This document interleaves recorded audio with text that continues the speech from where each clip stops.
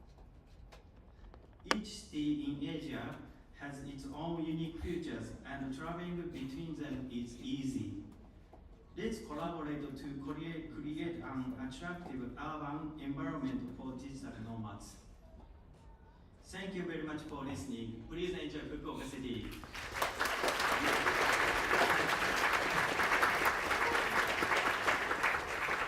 Thank you so much, Mr. Yoshida, for sharing with us about what makes Fukuoka special and your vision for the future. One more round of applause for Mr. Yoshida, please. We're now going to take a 5-minute break. Please be sure to be back here ready for the next guest by 1:30. Thank you so much.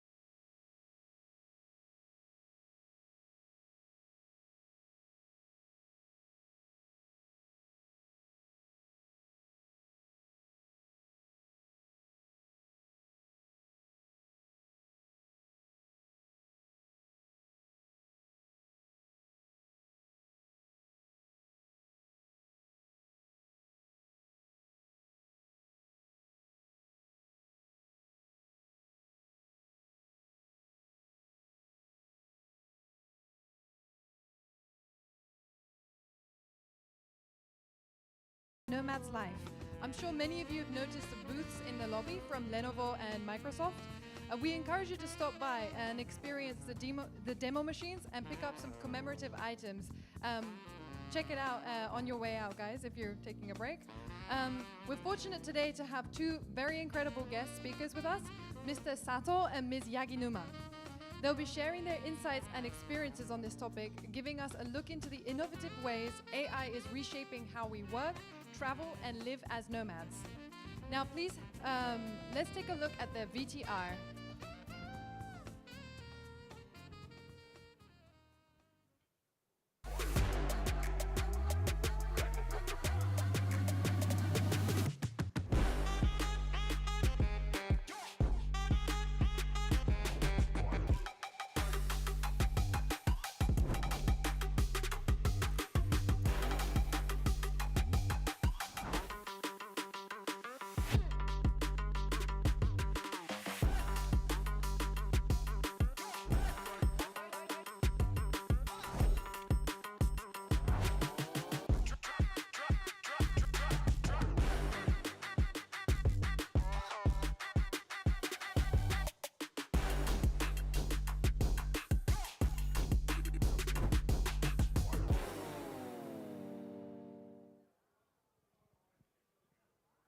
Now, please help me welcome to the stage Mr. Sato from Microsoft.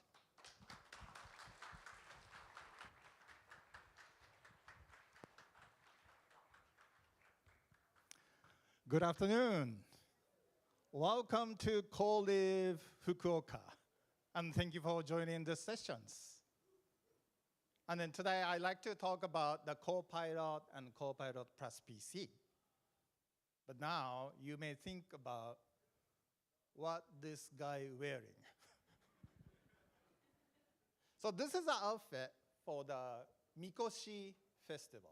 Mikoshi is the portable shrine, and the Mikoshi festival is with many people carry the portable shrine throughout the town you live for the celebration of the harvest, and also bless entire city or town you live.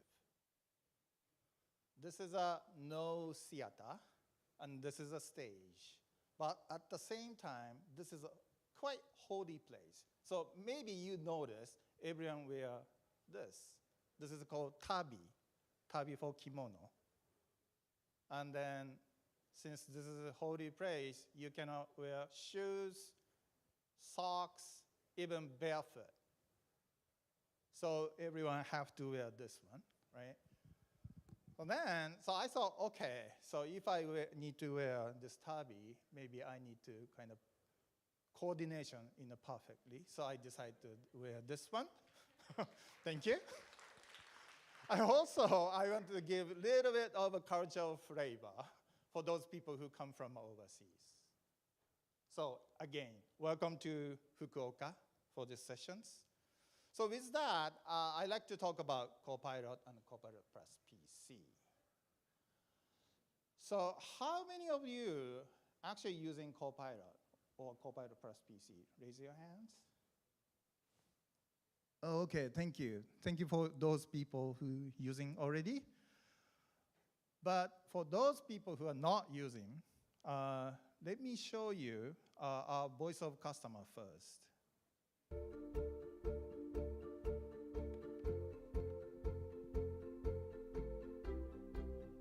It's a really special event because we are focusing 80 to 90% of the day physically getting hands-on with Copilot. In fact, we're calling it a promptathon. We stuck prompts on the front. It's really lovely to see over 45 different UK-based customers represented in the rooms. I'm really greatly surprised. They want to feel that value of Copilot, what Copilot can bring to them. Love the excitement, everyone putting their heads together to bring that into life. It's such an accessible tool for us to use. So the energy is high because it's fun and it's really appealing. Get on board with how Copilot works and how it can be used to make colleagues in the organization more effective in what they're doing in their day-to-day roles. My favorite feature of Copilot is that it implements itself all within the data within your tenant. Prepare me for my day prompt in Teams. It gives me a rundown of what I need to be looking at. I love sending people meeting minutes about 2 minutes after the meeting. It impresses a lot of people. I can suffer sometimes with option paralysis, and so having a first draft that Copilot can help me generate is incredibly useful. Copilot's saving me masses of time, pulling large amounts of insights out of large amounts of small bits of data, turning that into a tangible output. And actually, from a business productivity point of view, we can get the output much, much quicker. Although we are all in different industries, we're actually all on the same journey, and there is a new behavior to learn when it comes to working with AI. Copilot's brilliant in a sense that it's designed for everybody, with everybody in mind. So I'd say just throw yourself in. Don't be too generic, be specific. Copilot is intelligent enough to understand exactly what you're asking of it. Keep perfecting your prompts and just try it again and again and again. Eventually you'll get slicker with them and you'll just have an aha moment with Copilot. The number one thing for today is allowing people to really go outside of their comfort zone, to challenge their own minds, to be curious and to be creative about how Copilot could work in their organization, move beyond the obvious, and just open their eyes to the possibilities that AI can have for their own organizations.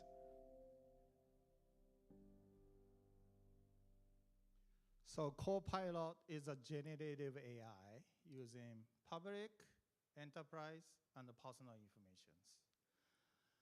And then, so I, as a head of organizations, I use Copilot every day. So now, without AI, I can't just live without it. So today I want to show you the 3 scenarios how I use Copilot every single day. The first one is creating documents. This is something like Copilot is really, really good at. So let me show you how it does. Now let's say you're getting ready for your customer pitch meeting. Everyone is at a moment when they wish they could turn their proposal into a customer-ready presentation without having to start from scratch. Well, guess what? Now you can.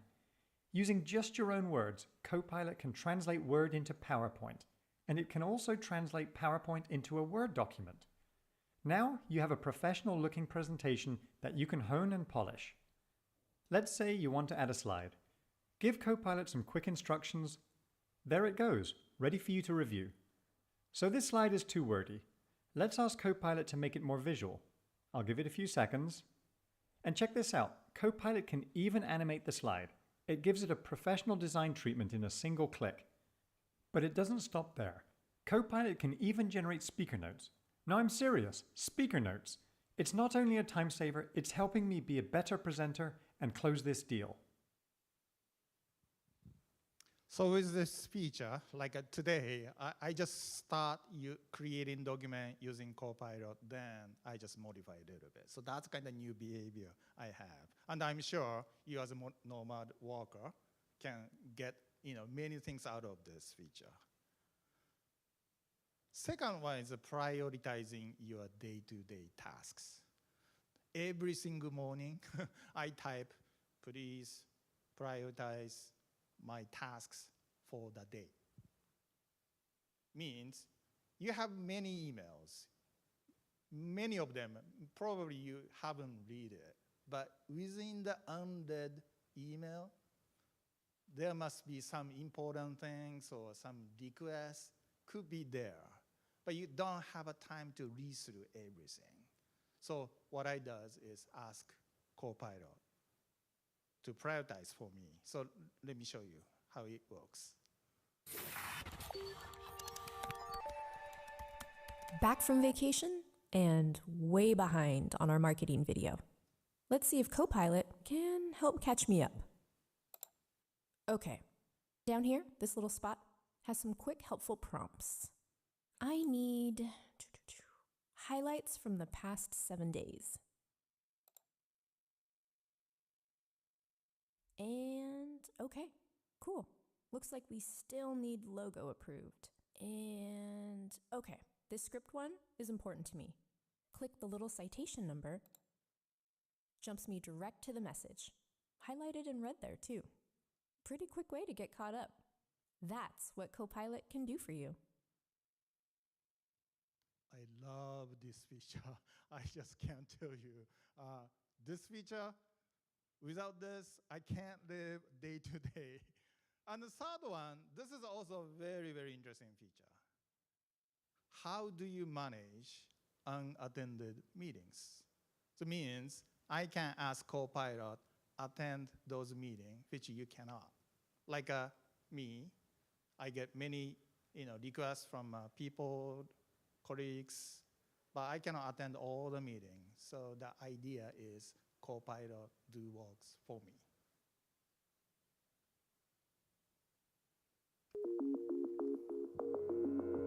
Imagine you have an appointment that conflicts with your weekly business review. What if you could do both? With Copilot, you can opt to follow a meeting. After the meeting ends, Copilot will summarize what you missed. You'll get a notification in Teams when the recap is ready. This recap will highlight content that was shared, summarized notes, and any action items for you or others whose names were mentioned. You see that one of your customers was discussed, and you want to learn more. You can ask Copilot clarifying questions, and it provides a detailed response. It can tell you why a certain decision was made, and gives you helpful context. You can even ask Copilot what other solutions were considered, and it provides citations from the transcript so you can see where Copilot drew these conclusions. It's a huge time saver. Yeah, as you saw, the best part is after I finish the meetings, you get the meeting notes. That's kind of normal, but actually you can ask the questions. That's the beauty part of this feature. I really love it. So for those people who haven't used the Copilot, actually you can start using this for free and from today. So 3 things. First, get Copilot app downloaded to your PC or to your smartphones. Or if you use Microsoft Edge as a browser, it comes with a Copilot feature for free. And then save your file to the OneDrive because Copilot can consume your file as information. And third one, this is the most important one, prompt, not search. Since we live in we are so used to searching, like Starbucks in Fukuoka, right? No, the prompt is you need to ask questions or you need to request something, be more specific. Then those generative AI do amazing the work for you. So this is the 3 very first step for you to start the Copilot.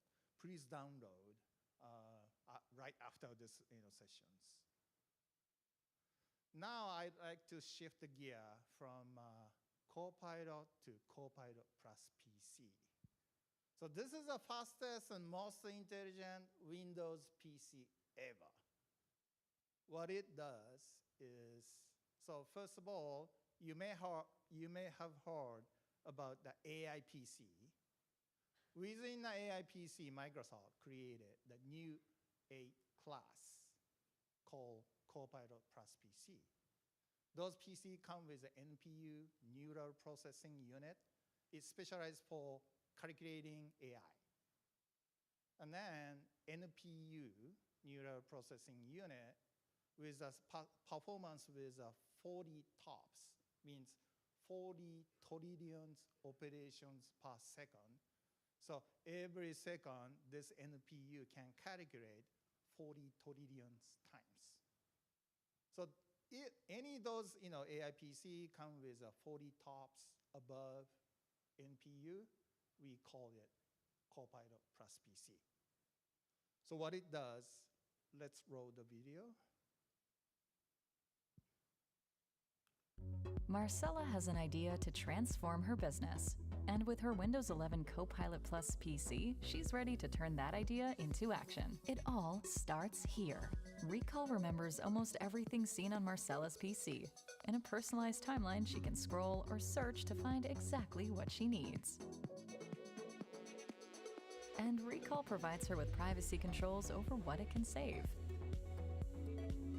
Her PC's neural processing unit's blistering fast performance powers unmatched AI capabilities, like live captions Nuestra nueva granja vertical hidropónica muestra un 80% that can translate 40-plus languages into English in real time, enhancing Marcella's communication with her teams around the world.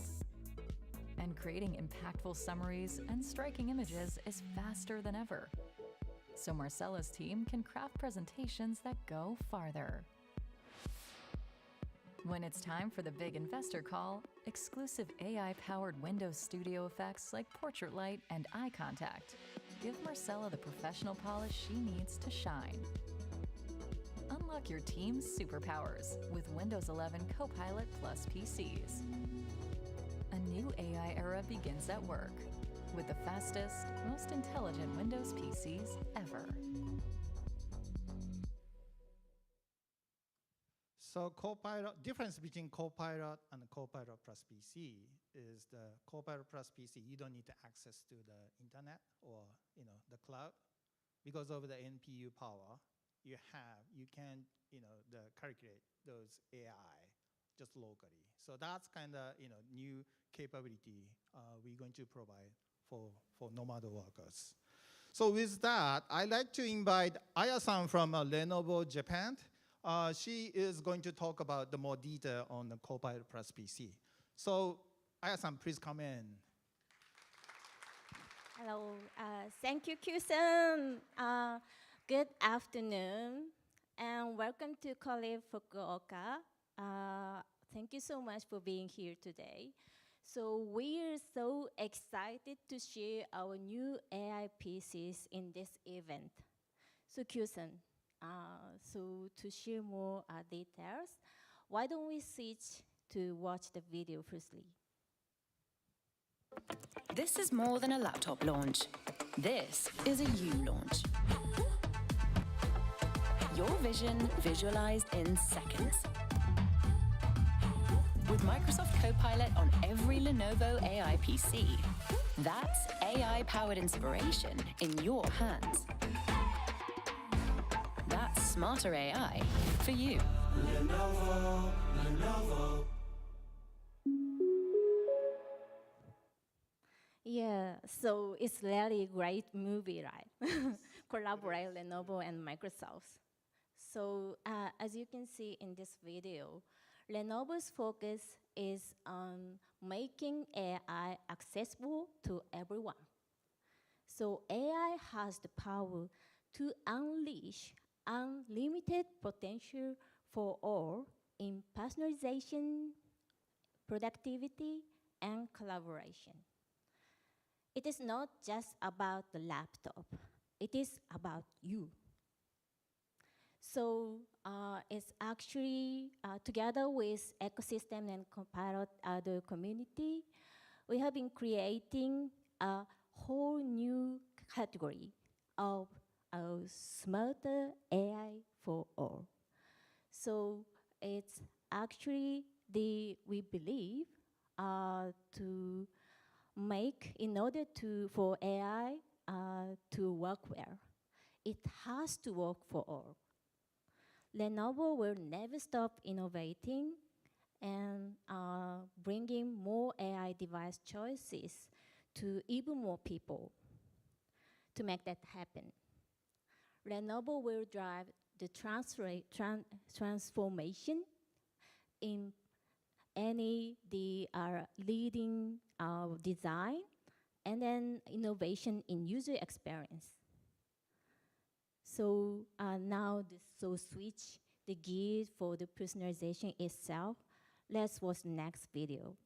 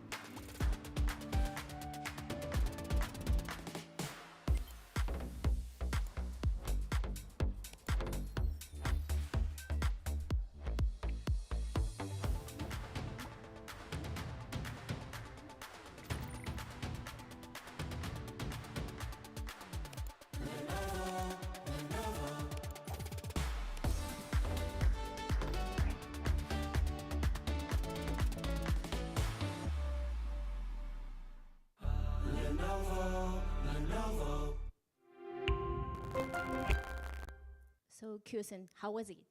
Great. This is another example what you can get out of Copilot Plus PC. So Lenovo come up with such a cool feature like instant share. Well, sorry, smart share. Yeah. So it is actually the most edge, the ultra mobile, the laptop is Yoga Stream 7i Aura Edition. It's a special edition, and then it's actually crafted. And then the making for the Gen Z creators and then pro consumers, right? Using mobile in the business, And then in addition to the premium, the design and increased performance, there's just, Kyu-sen mentioned, there's 3 key features, smart modes, and then smart share, and then smart care. Smart modes is just this use AI intelligently adapt the PC for in any different scenario, right? Attention mode, then there you do block in any coming instructions. In the security mode, you can then do increase the security and have 2-factor authentication when you are in a public space. So it's digital nomad event, right? It's really important for you, I guess. Then there is another, the smart share, which when you can just tap your mobile to PC, then you can have from seamless editing and sharing. So it's actually surprisingly for the multi devices beyond the X system, So it's not only for Android mobile and then some limited other editions. It's also work for the iPhone. Then lastly, there's smart care, which will enable the more prompt and then the efficient support for 24/7. So it's actually, we do have more the AI assortment we are keen to introduce today. Then let's have a check some small casual scenario in the next few videos. So this one is the image creator. It's a Copilot, right? Yes. Yeah. So it's a very the interesting thing is that so I don't have a sense of drawing, and then you just want to draw any cat, then you can just type the text. This is another example using NPU because it's not connecting to the cloud. So you notice how fast the generating image, in locally. So again, good example of the using NPU. Yeah, you don't have any sense of drawing. You just choose from the AI generated photos, right? The next sample is a co-creator. So this time is also impressive. It's a learning dog, typing learning dog. However, you just draw the face of dog here. Actually, it's not learning, right? Just it's a dog, actually. If you don't mind, you don't worry. Then, when you increase the power, AI power, to help you to generate more the suitable the outcome here. So AI drawing the learning dogs for you. It's also very convenient and then creative features. And the last one, so Smart Share. So it's just mentioned the Smart Share is a adaptive mobile to PC, and then you can find this. This is the most famous hackathon. Just Kushida Shrine. Yeah, Kushida Shrine. Yeah, the most famous in Fukuoka. You can visit right too. Then this is here, this theater, and then you can choose, and then the tab, and then you can share for the mobile as well. Yeah, it's very easy, just 1 second. So as you can see, any scenario you just wanted to create or produce anything, then AI PC will empower you. So it's actually, you can touch and try in outside AI PC garden, and then we're going to be there, right? Yes, I'll be there. So please experience the new Copilot Plus PC. Also, if you have any question, I can answer for you. Thank you very much. Thank you. See you at at the AI Garden.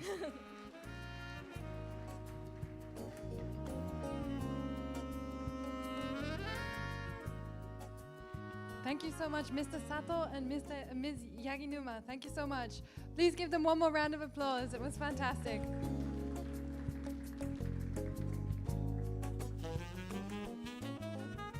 Okay, we will now proceed to take a 15-minute break. During the break, feel free to stop by the Microsoft and Lenovo booths at the lobby. There's complimentary coffee and tea available, but kind reminder that eating and drinking in this auditorium is prohibited, so please be mindful when you return. There's also exciting evening activities planned for the rest of the day in the evening, today, tomorrow, and the day after. If you haven't signed up yet, your passes will enable you to go for free, but you do need to book your spot, so please do so from the official website. Final important venue reminders. When you do return, please sit up front and avoid placing your luggage on the seats beside you. As mentioned earlier, eating and drinking is prohibited, and the restroom is located at the left side of the stage. Exit through the lobby and you'll find it on your right. It may be crowded, so please allow extra room if needed. The smoking area is located in the garden behind the reception desk. If you have any questions, there's staff throughout the venue, so feel free to reach out to them. Enjoy your break, and we look forward to seeing you back here at 2:45. Thank you.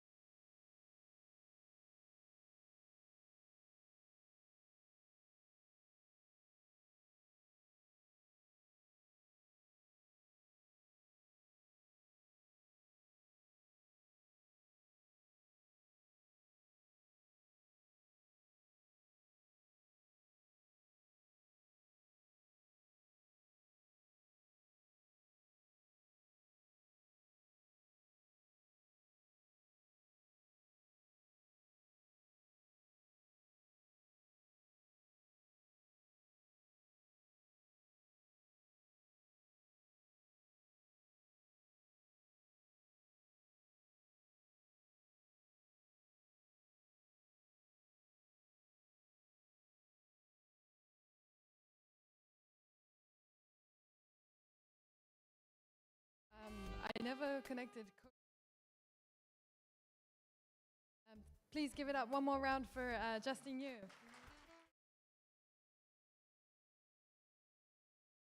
Next up on the program, titled Embracing Estonia's Digital Potential, a country that works for you, presented by Mr. Palas Moodist, Project Manager of the Digital Nomad Visa in Estonia. This session will be exploring Estonia's forward-thinking strategies, one of the world's most famous IT-driven nations. He will be introducing the front lines of Estonia's efforts to welcome and support nomad workers from around the world. Now please help me welcome to the stage Mr. Palas. Please give us a warm welcome. Thank you.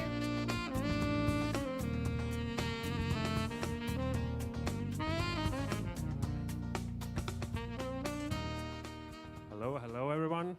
I see some familiar faces. Lucky to have you here.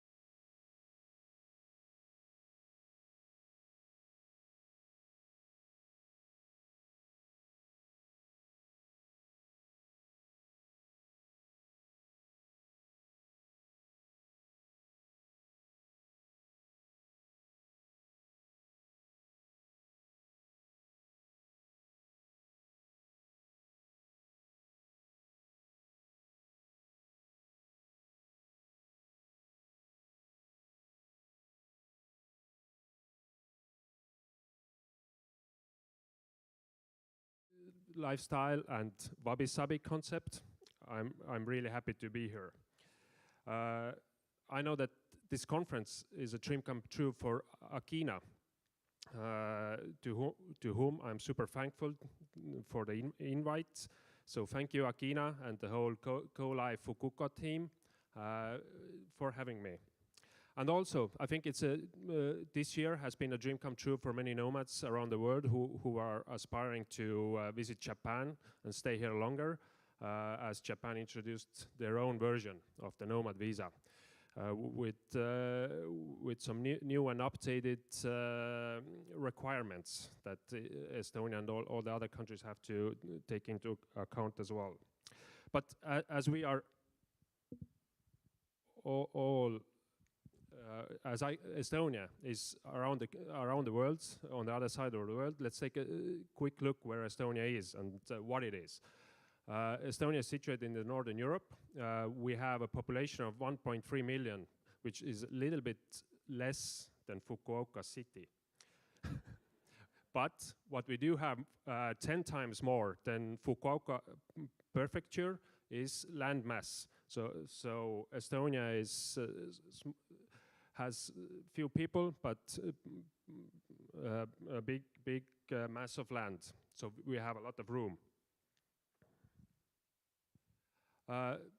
Just to go over a few rankings or how the world sees us, we are very proud to be on top of the education ranking with the PISA tests, cleanest air in the world, Sustainable Travel Index monitors us quite highly. Tax competitiveness. Tax is super easy in Estonia, and you will hear more about the taxes. What we are most known is that Estonia has the world's most advanced digital society. What does it really mean? It means that 99% of our public services have been available online and 24/7. It means convenience. Most of all, it means convenience.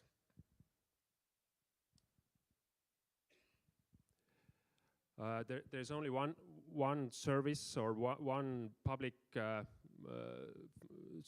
public service thing that you can do online. This is divorce. You can start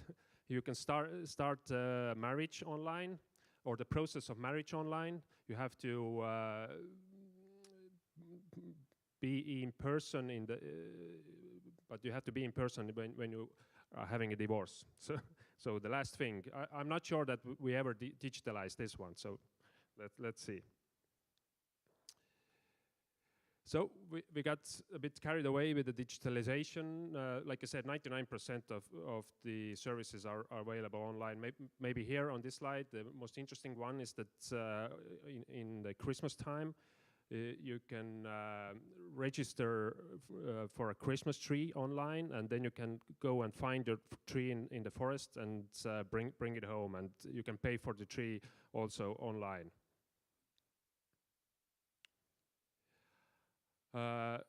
What has enabled us to do so, to digitalize everything, is the mandatory ID card. A lot of nations, countries around the world have the card. Most of them are not mandatory, but in Estonia it is from 2002. And everyone uses it. The elderly people, the grown-ups, kids, everyone knows how to use a card. And this provides the possibility to identify yourself online and to use all of these services.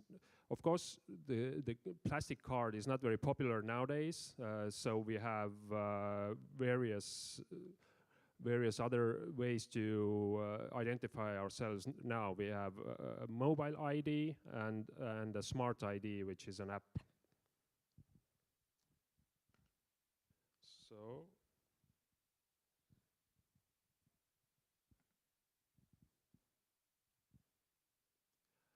this slide's supposed to show that all of this digitalization is, we don't digitalize just to digitalize. It's what's the point of this? But the point of it is efficiency. It saves us 2% of the GDP every year, and also every month we save a stack of paper as high as the Eiffel Tower, thanks to all of these digital services, 99%, like I said. Estonia is also known for its startup ecosystem, and startup ecosystem is something that also invites nomads to Estonia.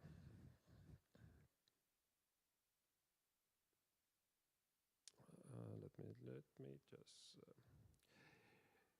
So we have 10 unicorns, which is the highest number per capita in Europe.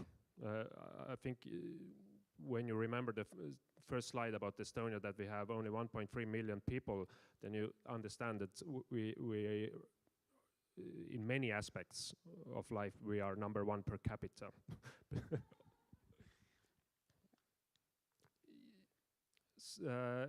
Yeah, 10 unicorns, more than 10,000 people in Estonia work in startups. We have for you, it might be relevant that we have a startup visa and a scale-up visa. Startup visas we have both for startups, for companies, but also you can bring in employees for startups with a startup visa. So it's a shortcut, an easy gateway for employees. Here are some of the more famous ones. Does anybody recognize some of them? Have used the services? I think the Skype is one of the Wise, yeah. But Skype was the first one, and Skype is what the Estonian, we call it the Estonian startup scene, is also known as the Estonian mafia. So it was built upon the success of Skype. When Skype sold to Microsoft in the beginning of 2000s, the founders of Skype, the Estonian guys, they reinvested in Estonia. They reinvested in Estonian new startups, and this is where the second generation of these unicorns were founded. And we have also in the startups sector, we have a Japanese connection. Our autonomous bus builder, because there's a small bus on the photo. autonomous bus builder Overtech sold buses to Japanese small town where people are using them to go to see the doctor. So the e-residency. Just a second.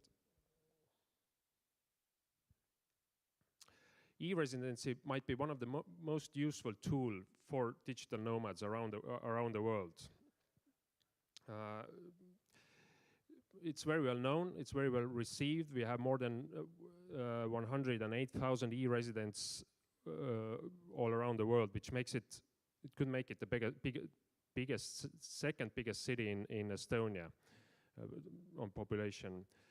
For digital nomads, the e-residency offers an ability to start and manage an EU company online, to pay taxes online, to manage it online without ever needing to visit Estonia. So you don't even have to want to come to Estonia to have use of the e-residency.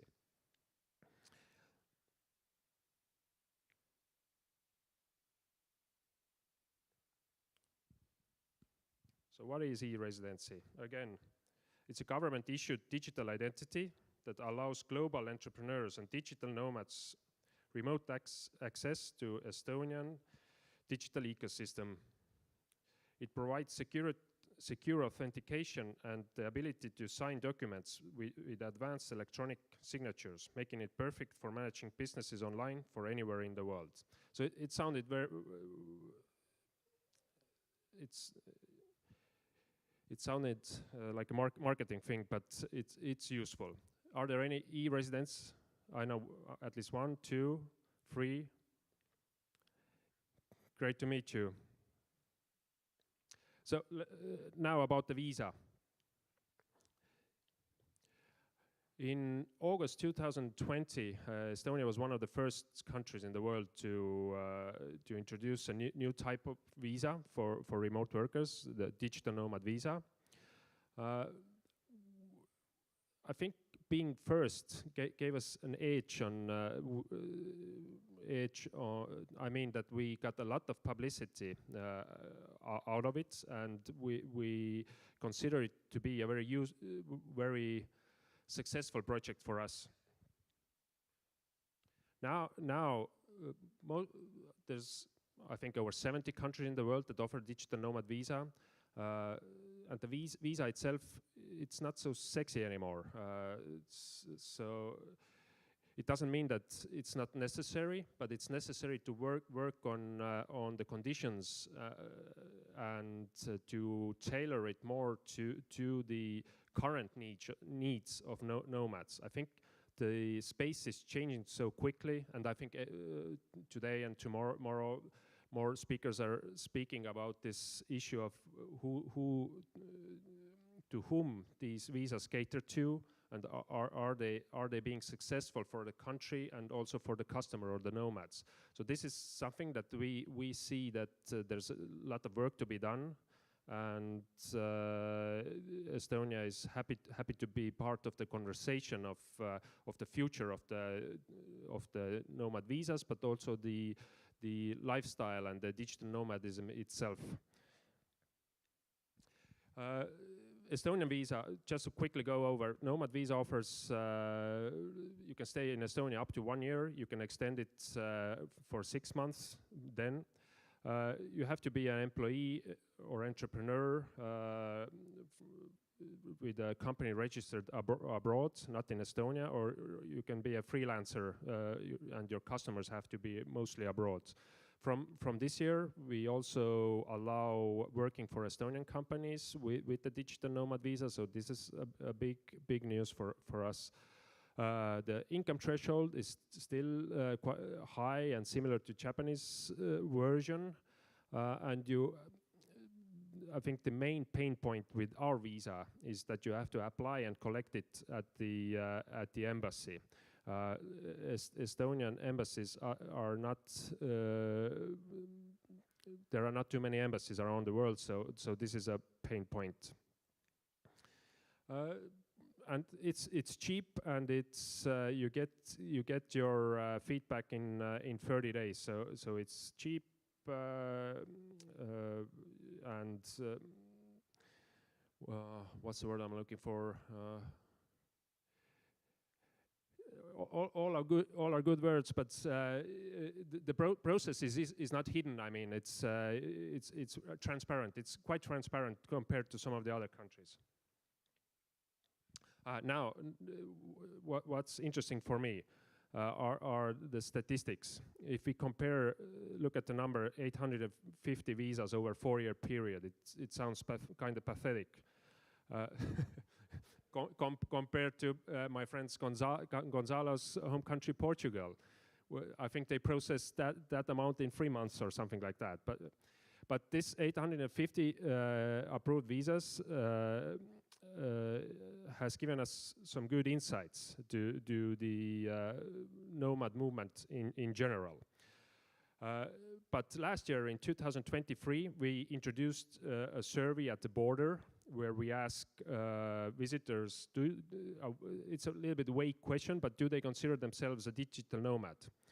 And from this survey, we got the numbers of that 3% of all foreign visitors to Estonia consider themselves digital nomads, and it makes up to 51,000 digital nomads in one year, which this is a much stronger argument if we are discussing nomads.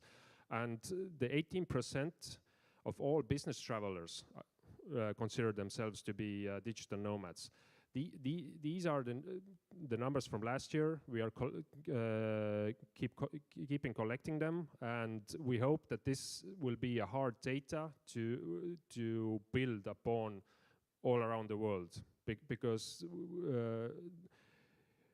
data regarding to nomads is something that is very scarce.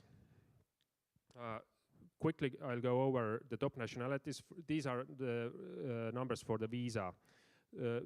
By far, the biggest applicants group is the Americans.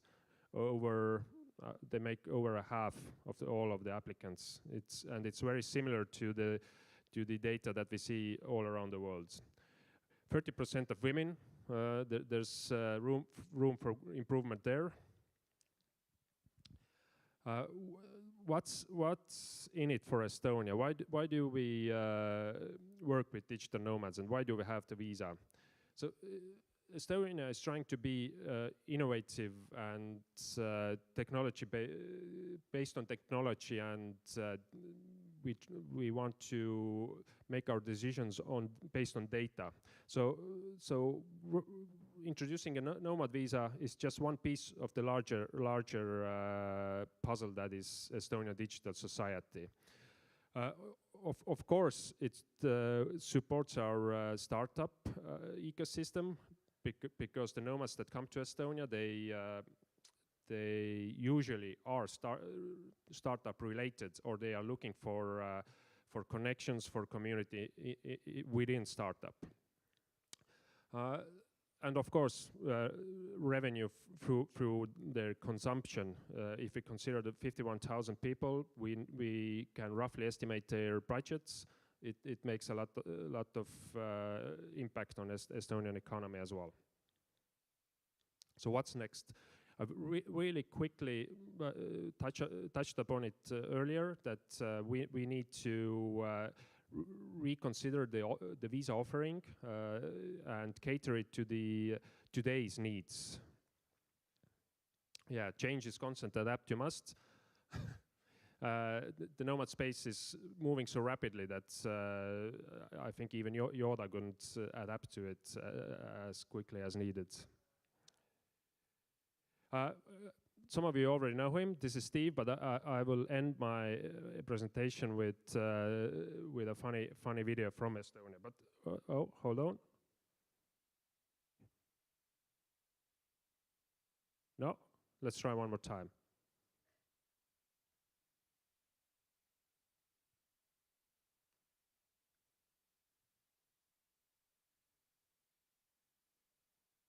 It played earlier this morning. Let's try one more time.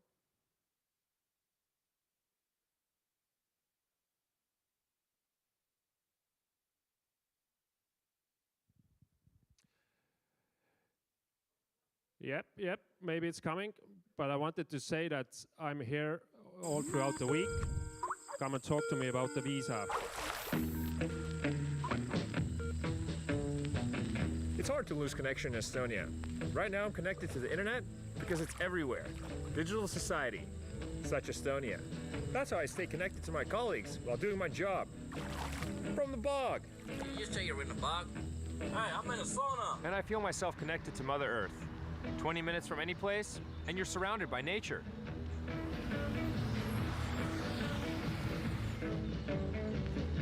Just log in. You get it. Nothing's too far here, but that doesn't mean Estonia is small. It's well optimized. Do you think that's air you're breathing now? Yeah, you gotta try to breathe in Estonia. Breathe in Estonia. Try to connect to the real cloud. This place is crazy. Looks like a glitch in the Matrix, but this is where I find connection. With myself. That's the real work-life balance. This is the life.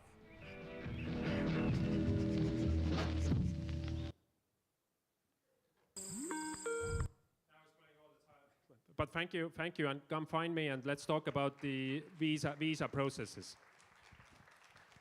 Thank you, Palace. Thank you so much. The bureaucracy in Japan is very much still paper-based, so I hope that Japan learns a thing or two from Estonia with their e-residency. For next up on our session, we will welcome the Undersecretary Josel Batapa Sige on stage with a session entitled Strategies for Promoting the Philippines as a Digital Nomad Destination. In this session, we'll hear about how DX can serve as a model for regional development, and we'll learn about Philippines' efforts to create a sustainable and environmentally conscious digital environment that's attractive to digital nomads. Please help me welcome to the stage Undersecretary Sige.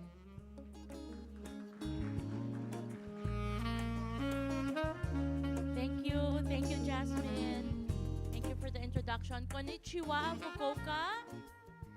I'm so glad to be here. I know everyone's still probably feeling some jet lag. In my case, I only have 1 hour of sleep because I took the midnight flight to be here. You know, as government officials, we barely get out from our work. And so, just like my colleague from Estonia, I have only a few slides and just a few pictures, which I made while I was waiting for my baggage at the airport because it kind of got lost. But I'm here, and I'm happy to be here. This is my first time in Fukuoka, although not Japan. Japan is really one of my favorite countries, especially the sushi and the food. And you know, Philippines and Japan share our love for food so much. So, I'd like to share with you a few things about how we are promoting the Philippines as a digital nomad destination. For those of you who have been to the Philippines, I'm sure you're familiar with the terrain. Last year, we hit about 5.5 million tourist visas. And this year, half of the year, we're already around 4.4 million. So probably at the end of this year, we will have around 5 to 6 million tourist visa. That's how big our tourism influx is in the Philippines. Of course, we're a big country. We're 118 million people with around 7,000 or more islands. But of course, only 2,000 of that are inhabited. But we're happy to say that we are home to some of the beautiful beaches in the world, very diverse culture, beautiful landscape, and of course, very global, welcoming and level of hospitality. So in the Philippines, we call our initiative Barefoot IT. I represent the Department of Information and Communications Technology. It's a new department of the Philippines dedicated to digital initiatives. It was just created 8 years ago to really address the call of the times and to really ensure the digital infrastructure and digital innovation are taken care of insofar as the Philippines is concerned. This is our department. Our role is to create the national ICT agenda for the country, and it's composed of creating policies, planning for digital laws and policies, improving public access, of course, connectivity and the internet, resource sharing and capacity building. We're so big on really digital skilling our talent, upskilling, reskilling, to be very competitive in the digital age. Consumer protection, industry development, cybersecurity and policy is also under our department, and of course, countryside development, because as many of you know, maybe you've been to Metro Manila, but aside from Metro Manila, there are so many beautiful provinces other than Metro Manila which you can actually visit should you decide to visit the Philippines. So, I just would like to share around 8 strategies which are more also about benefits that the Philippines is deriving from promoting digital nomadism. I'd like to mention that currently, and I'm here to maybe invite everyone to help me, because currently out of the 70 plus countries in the world that has a digital nomad visa, the Philippines is one that's still waiting for a digital nomad visa.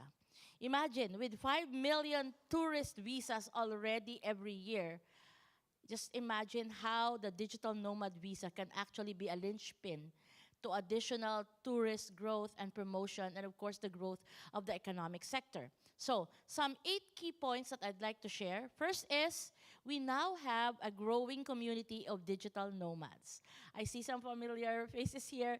I know some of you have been to the Philippines, and I'd like to really highlight the very good work of our private sector. As you can see, we have here different organizations working to also help the digital nomad movement in the Philippines. These are just some of the pictures. I know Timelia probably is here. All right, so, and other than that, I also would like to highlight that there's a lot of networking opportunities that come from digital nomadism. I have immersed myself as a public official, as a government official, to join the digital nomads that went to the Philippines this year, or was that last year? This year. Last year, okay. So, I enjoyed it a lot. I got to know outstanding and remarkable ICT professionals. I realized that digital nomads are just not your ordinary tourists. They're amazing people. They create content. They run companies even from out of a white beach sand. They manage their own enterprises and work around the world and choose the lifestyle they want. And so, we believe in the Philippines that digital nomadism is really going to boost a lot of networking opportunities, not only for digital nomads, but also for Filipinos ourselves, because we have a very good number of digital talents, ICT professionals in different verticals of ICT. Under my portfolio, we support the ICT industry, not only the contact centers, we also have a growing animation industry, game development, software development, healthcare information management, and a lot of other verticals around digital.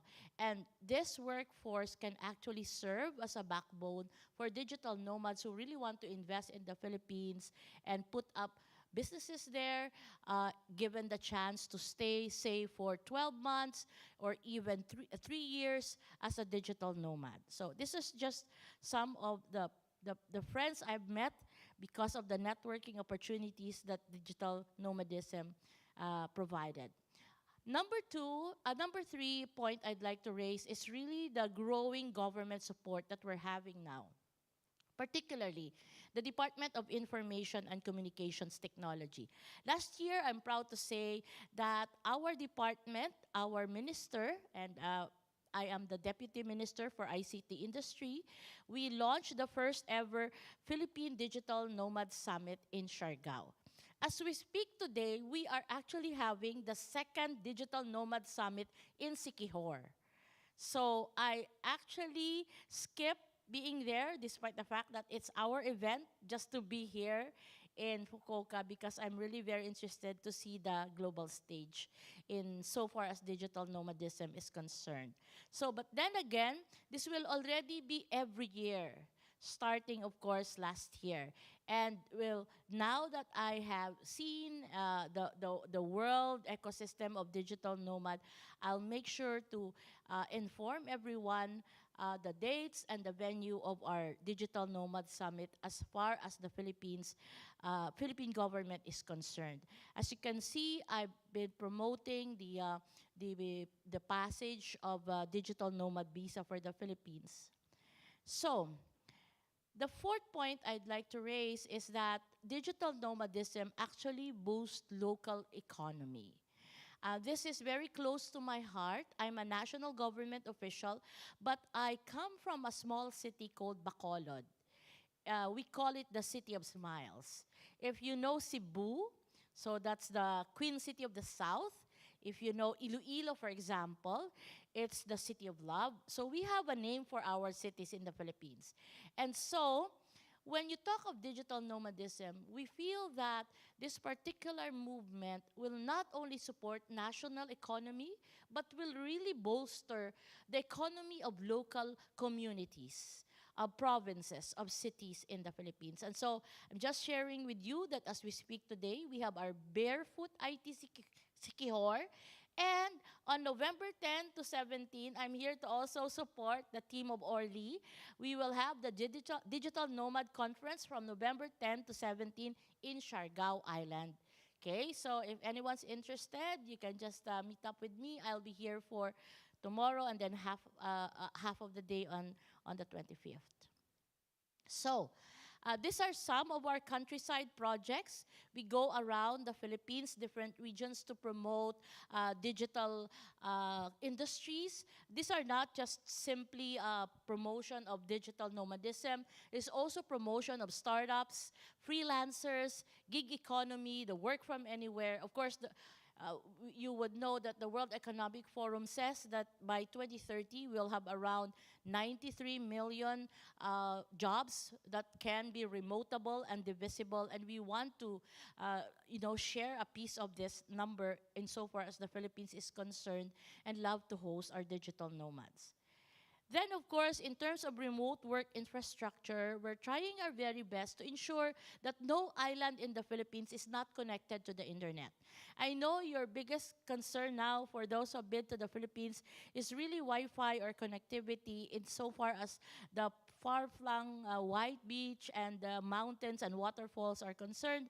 But we're moving towards that direction. The DICT is actually putting up free Wi-Fi sites and broadband connectivity across the whole country, even to those that seem to have been isolated in the past. So, the other thing that we would like to highlight in terms of digital nomadism is really about cultural exchange. Actually, I'm so excited. In a few minutes, I have actually rented a kimono and wear a Japanese kimono. And that's exactly why we are here. It's not only about work. It's about really experiencing the culture of the countries that we visit. And so in the Philippines, if you come, you will also experience our cultural attire. You will dance in the streets, and you will join, and meet a lot of people and Filipinos as part of our culture. And the next pictures will make you hungry. Just 2 days ago, I'm so proud to say that the chicken adobo is no longer the #1 dish in the Philippines. It's already my own hometown's dish, the chicken inasal. That's the chicken on the skewers. So now you will be interested because if you go to the Philippines, contact me, I'll give you free chicken inasal meal. Okay? By being here and listening to me today. Yeah, so the chicken inasal, we have the lechon, we have the barbecue, we have the fresh seafood, and of course, the other delicacies. And of course, in terms of cultural, well, in my case, this is the only thing I found earlier on the internet, but this is also from my own hometown. This is what we call the ruins. Okay, so it's a Spanish mansion burned to the ground, but it refused to be burned. So it's still standing there. That's why it's called the ruins. And I don't know if you've looked it up, but it's really beautiful. And there are a lot of other places in the Philippines that are also so beautiful. Okay, so last 2 points. In terms of digital nomadism, we also wanted to focus on sustainability.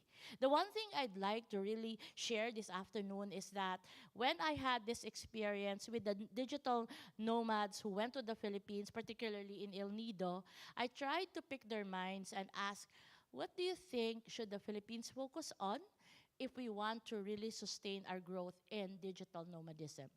And top 3 of the answers, of course, number 1 is connectivity, but number 2 is really a focus on sustainability.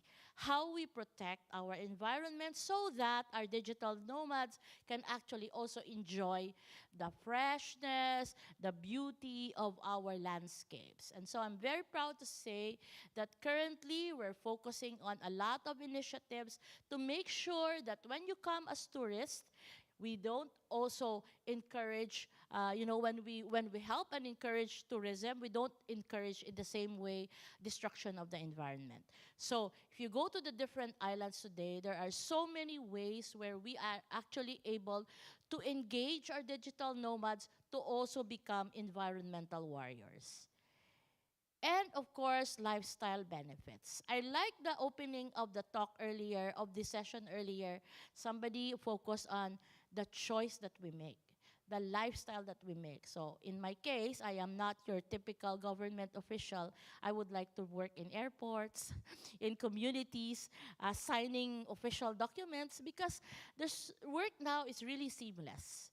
You can work anywhere. In fact, you can find so many inspiration, not inside the 4 walls of your office, but in different landscapes, in different communities. So digital nomadism for us is also about lifestyle benefits. If you like a lifestyle that's, serene, natural, calm, but also, very unique, the Philippines is, I think, one of the top destinations that should be considered. So that ends my slide. And I thank you all for giving me this chance to be here. I'd like to thank Fukuoka City. Earlier, the mayor was so very gracious.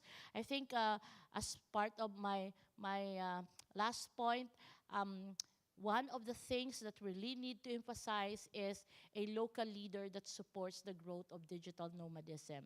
And one of my key takeaways from this activity today is really to go home to the Philippines and look for mayors who will, support digital nomadism. And I assure you, when you go to Siargao in November, you will meet Mayor JJ, who is very, very supportive of the digital nomad movement. I'm supposed to put a QR in this slide to show the latest campaign of the Philippines, which is called Love the Philippines, but I missed that.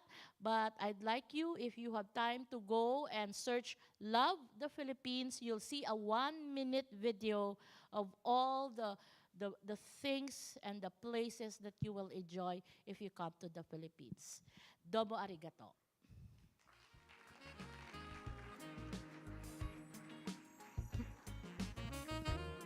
Thank you so much. Thank you. Please give it up for Undersecretary Sige. Thank you so much. I will also be joining her in Siargao this November, and would personally like to welcome you guys to join me there. For today, we have a final guest, second to final guest speech. I have final speaker. Okay, we have a final speaker. We will be welcoming Datuk Fadzli Abdul Wahid, entitled Nomad Paradise, How Malaysia is Redefining Remote Work. Malaysia has been a leader in attracting digital nomads across Southeast Asia. This session will be showcasing Malaysia's unique appeal as a travel destination, where diverse cultures, ethnicities, and religions coexist harmoniously. learn how this rich diversity shapes an inclusive and vibrant digital nomad lifestyle.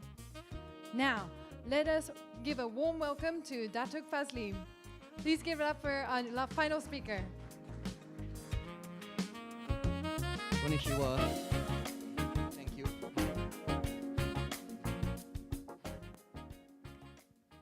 Thank you very much. My name is Fazli, and I'm from the Malaysian Digital Economy Corporation, or in short, MDEC. It's my first time here in Fukuoka, and it's been a beautiful city to visit.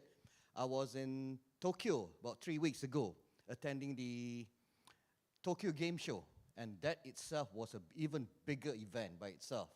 But for today's topic that I have is that before I go into the presentation that I have, a few queries with regards to my attire that I'm wearing today. So, just to share with you, I am actually wearing a Malaysian batik. And this Malaysian batik comes from the east coast of Malaysia. The east coast, there are two states, which is called Terengganu and Kelantan, and they specialize in making this sort of batik. Flowery, yeah, it's a bit flowery for me, but at least this is the first time that I'm wearing it. So just to share with all of you, if you do come to Malaysia, do get yourself a Malaysian batik by itself. It's very comfortable, very cooling. It's made of cotton, if I'm not mistaken. And okay, let's go. I was told that I was given about 20 minutes for this. Yeah? Okay? So, as mentioned just now, I'm the Senior Vice President of MDEC, which stands for the Malaysian Digital Economy Corporation. And what we have today is MDEC is an agency that is residing under the Ministry of Digital. So whatever that has to do with the country's digitalization efforts as well as its programs, we are being tasked as an agency to undertake this initiative with regards to digitalization. So what we have today that I'm going to present is divided into two main parts. The first part is regards to the digital economy of Malaysia, and then the major second part is basically on the digital nomad program that we have, which is in short is called DE Rantau. DE stands for Digital Economy, Rantau in Malay, it stands for traveling. Yeah? Okay. Next. So, a bit on the digital economy of Malaysia, as we are tasked, as mentioned just now, tasked to undertake programs and initiatives with everything with regards to digitalization for the country. The aim for the government of Malaysia in terms of digital economy is to achieve a main target of, as you can see, 25.5% GDP growth in terms of digital economy. So that is basically our aim. And right now itself, we are at the point of having 23.2% GDP contribution for digital economy. There is a lot to be done, even though moving the needle by even 1%, there's quite a number of things that needs to be done. So how are we going to do this? Is that we have targets that has been set for 2030 at most, okay? We are looking from the perspective of revenue, we are looking from the perspective of exports, we are also looking from the perspective of investments, jobs, as well as translating all these variables into salary. So this is basically how digitalization that is going to be playing a major role for the country as a whole. Now, and how are we going to achieve this 25.5% by 2025 is that we have identified 9 sectors within the country in which digitalization can play a major role. 9 major sectors that will be able to move the needle moving forward. And those sectors, or those main sectors, are divided into either they are under the cluster of economy, under the cluster of industry, or as well as society. Now, as you can see, there are digital finance, there is the Islamic digital economy, there is the digital trade, agriculture, content, services, health, as well as cities. But last but not least, there is the digital tourism. We believe that by developing digital tourism to enhance the tourism industry in Malaysia, it will be able to contribute towards the growth of the GDP in the society where we have a target of 25.5%. Yep, okay. And when we have these sectors as the demand looking forward for the growth of the country as a whole. We are also embarking into identifying all these technology enablers that will be able to assist or springboard the sectors in bringing the digital economy forward. Those who are looking into the likes of AI, the likes of cybersecurity, blockchain, IoT, drone technology, cloud computing, or even the likes of BDA. So those are the things that we are looking from the supply side. The sectors will be looking from the demand side, and this is where we will bring in the supply side to enhance back onto where we can see the potential exports of our local companies moving out of Malaysia, as well as investment coming into Malaysia as a whole. Yeah? So what I have mentioned is that from the target of 25.5% by 2025, we are looking from the demand side, the supply side, investment, as well as the exports. So that is basically, in a nutshell, where our digital economy for the country holds. And as mentioned just now, digital tourism is one of the sectors that we have identified that will be moving the needle moving forward. So how do we go about doing that for the digital tourism? Okay? This is where we have identified the digital nomad trends being the potential, having a potential impact that will be able to make the springboard in moving the needle. We believe that at this very point, there are about 73 million digital nomads worldwide. Based on the study that we did, is that we expect that there is an exponential growth of reaching about 1 billion by 2030. That is in terms of the digital nomad. So from that perspective, there is a demand for it. Now, how are we going to, as the government agency of Malaysia, how are we going to take this advantage in moving from 73 million to about 1 billion by 2030? Okay? This is where we believe that we want to take advantage in terms of servicing the digital nomad industry as a whole. And this is where, when we look from the perspective of why we can provide the unique services for Malaysia, we stand a very strong position for our country in terms of not having only digital, delicious food available. There are rich cultures available, lots of arts and heritage, affordable living, that is the most important in Malaysia, safe and very high quality infrastructure and lifestyle, but most importantly is that we are able to cater for the friendliness of the nomads coming in. We have the platform as well as the infrastructure ready for the nomads to come in as well. And hence, why? We had introduced the DE Rantau program, which is catered for the digital nomad passes. Yeah? This was introduced in 2022. And from this perspective is that we redefine all the remote work in Malaysia by making Malaysia as the preferred digital nomad hub in the Southeast Asia. We will also promote the mobility in digital professional from throughout the country, as well as accelerate the digital adoption as well as recovery of the economic activities. What are the approaches that we have in terms of the DE Rantau program? Some of you may have already been looking into the DE Rantau. We had been already having a lot of tractions in terms of applications, as well as the digital nomad moving into Malaysia. The DE Rantau program covers 3 main areas. The first one is the DE Rantau Nomad Pass. And this is where we're looking into having professionals visits pass, allowing digital nomads to stay between 3 to 12 months in Malaysia. We also have the DE Rantau Hub, which is accommodation certified to be fit for the digital nomads. And also, we also introduced the DE Rantau ecosystem as a whole. And this is where the digital services and communities will support all the perspective of the nomad passes itself. Yeah? So this is basically where we introduce the DE Rantau program for the open up for the nomads from all over the world. So, what is the DE Rantau made of? This is basically made for everybody worldwide. Okay, as mentioned just now, 2022 was when we had launched the DE Rantau program. And this DE Rantau program had been enhanced from 2022 until now. At first, we opened up the DE Rantau program only to cater for professionals that are related to technology as well as digital. And this covers the likes of content creators, IT supports, software developers, and so on and so forth.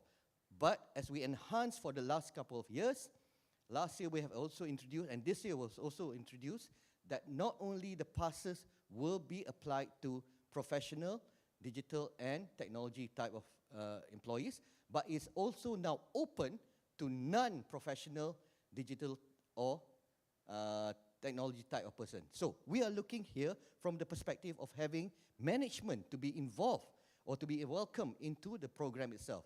Looking from the perspective of management in terms of HR, the CEOs, the accountants, the call centers, and so on and so forth. So we are opening the scope itself, and not only that, the digital nomad program that we have introduced in DE Rantau also allows for the children of the nomad to be included, the parents of the nomads to also be included into the passes. So they are able to bring in the whole family into Malaysia along with their children to be educated in Malaysia as well as their parents to be living in Malaysia as well. So that is the advantage that we have in terms of the nomad, the DE Rantau program that we have introduced since 2022. Okay, so we have, like I mentioned, 2022 was the start of the DE Rantau program. We started off with the introducing the professional, digital, and technology type of employees, and then we have opened it up to non-digital, and we include the likes of the parents as well as the children to be part of the nomad passes. Yeah? Okay, next.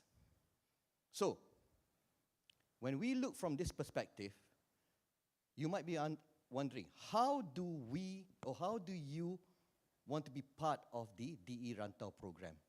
How do you get the passes to be involved? They are, the 4 bullet points that we have here is that the applicants are encouraged to personally apply as well as not use any agent.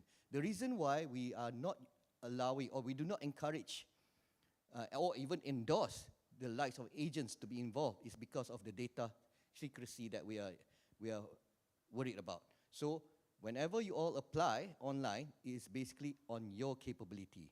All applicants must be made online. The communication with MDEX processing officers are via all the emails to allow for transaction and transparency. And then our approval process, okay, is undertaken, or the committee is convenes every 2 weeks.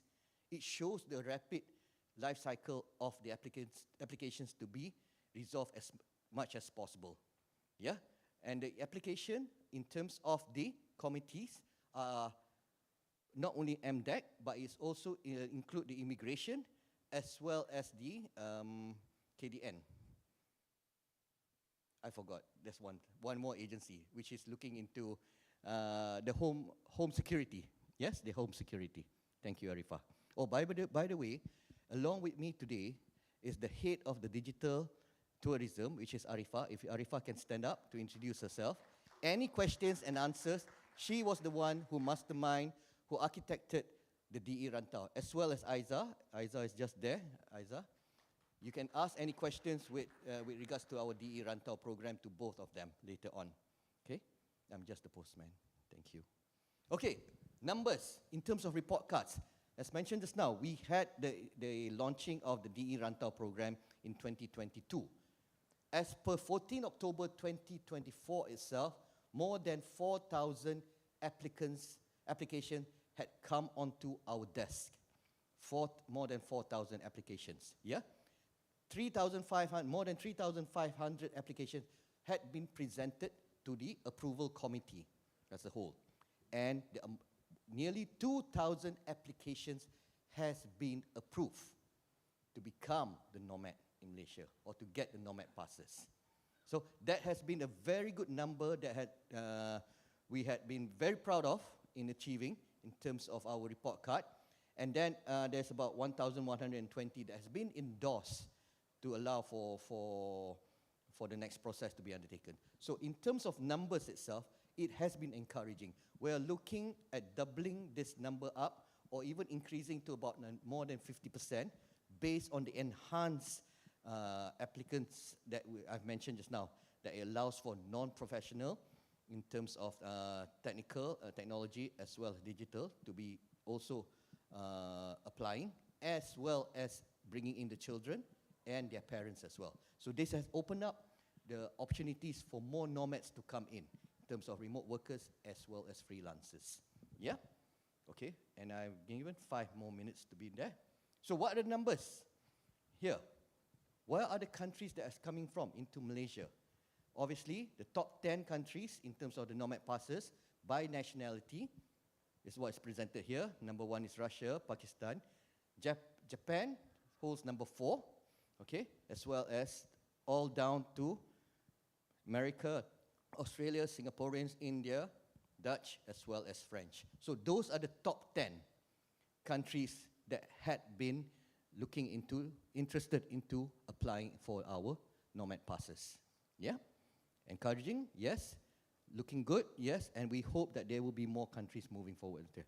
So, what's the impact that we are looking for in terms of elevating Malaysia's position as a notable digital nomad destination? As you can see, we hold at number 15 right now in terms of the standing for Malaysia for the digital nomad.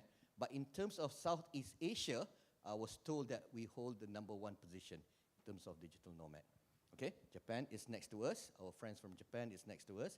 And we are hoping to bring up the numbers in terms of our rating sooner to be at least the top 8 or the top 10. Okay? So, there was supposed to be another slide that allows for Arifah. So I'm going to make an announcement, even though there's no slide. I've shown you in terms of the digital economy for Malaysia. What is the target moving forward? How are we going to achieve that? It's from the 9 sectors, supported by the technology enablers.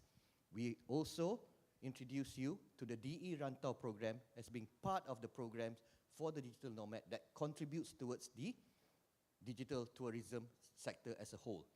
We have also mentioned to you what are the criteria that you need to understand in applying for the digital nomad passes.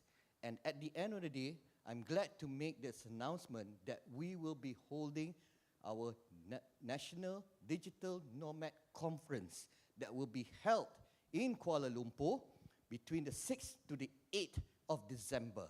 Now, this is where we are inviting all of you here to be participating in our Digital Nomad Conference this December, either as a keynote speaker as well as part of a panelist.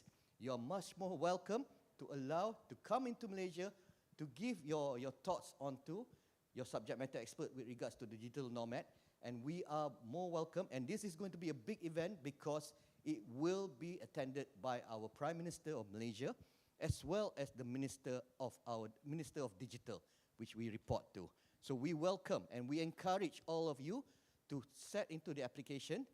You can get hold of Arifah as well as Aiza after this in terms of more details for the attending as well as participating in the Digital Nomad Conference to be held in December. We really welcome it, everybody itself. So that basically covers my whole presentation as a whole. I already told that the time is up, but if there's any questions and answers, by all means, we do have gifts, if I'm not mistaken, to be given away for anyone that has any question and answers. Obviously, I'm not in a position to answer. I will let Arifah, being the head of department for digital tourism, to answer those questions. Please, any question, please? Or is everybody quite clear? But don't worry if you can't. Okay, yes. There's a question.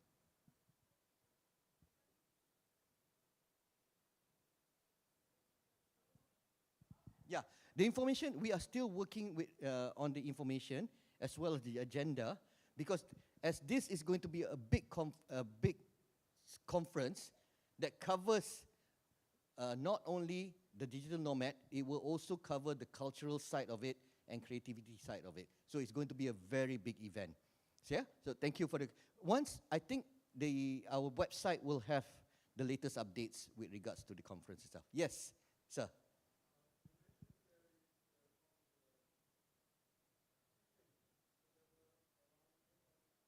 Yes.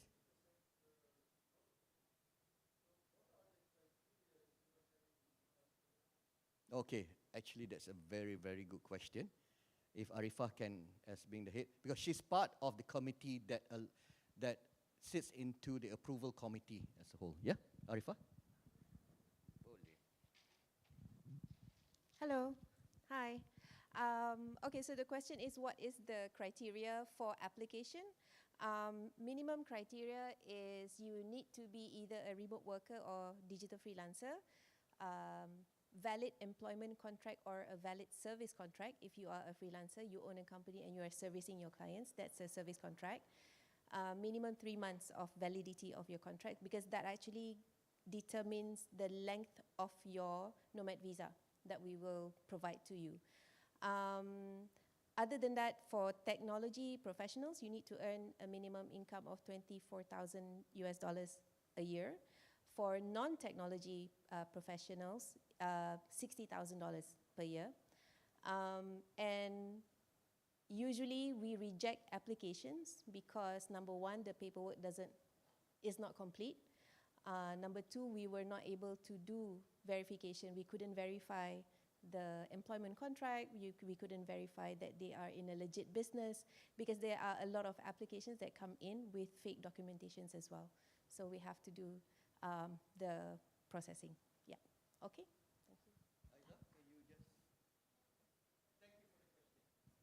Thank you for the question. That's one? Yes, one more? Yeah. Okay, lady first.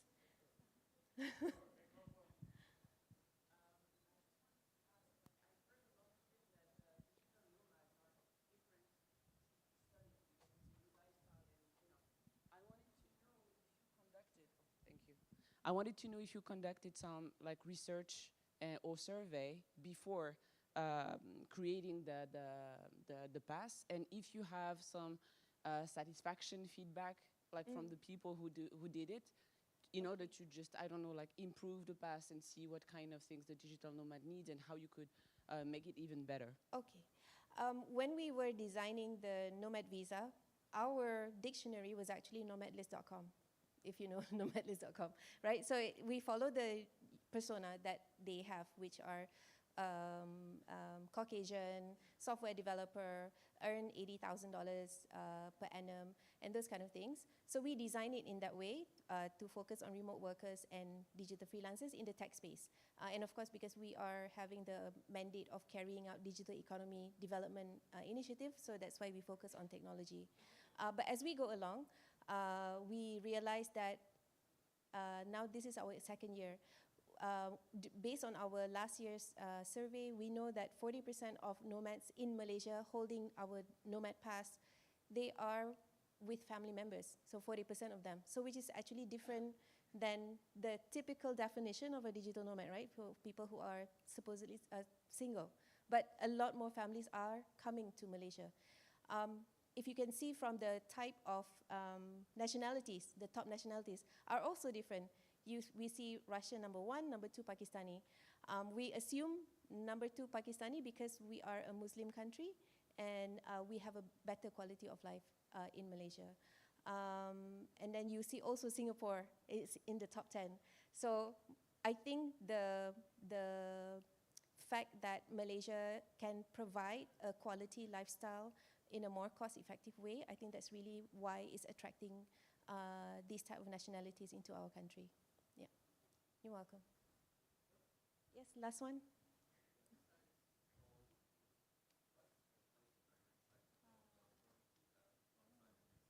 Beside Kuala Lumpur. Yes, what you have outside Kuala Lumpur that is interesting right now that you can share with us. Okay, so this last question because time is up. 80% of Dirantau Nomad Pass holders are actually living in Kuala Lumpur area. and about 10% in Johor, the southern part of Malaysia, and about another 10% in Penang, up north. However, although they chose to be based in the urban city, they actually do domestic tourism because they do spend about 20% of their spending, they spend it on tourism-related activities. So we do have our wonderful Langkawi Island on the west coast, and we also have the east coast, the islands in the east coast, which is, you know, as beautiful as the ones that you find in Maldives. You know, the water is blue and things like that. We also have mountain ranges. So the areas that we are focusing is definitely we need to ensure that they have internet connectivity, because that's also one of the most important things for nomads when you decide where you want to go to, right? Yeah. So there are a lot more. So it just so happened that our Nomad conference this year is happening in KL. So yeah. Okay, thank you. Thank you very much again. If there's any additional questions, please get hold of Arifa as well as Aiza itself. So arigato gozaimasu to everybody. Thank you for the opportunity given again. A good event, if you ask me. And we're looking forward for the next one. And we're hoping for all of you to come into Malaysia for the next for our next conference itself, the summit conference. Thank you very much again. Arigato. Terima kasih. Thank you. Thank you so much, Dato' Fazli.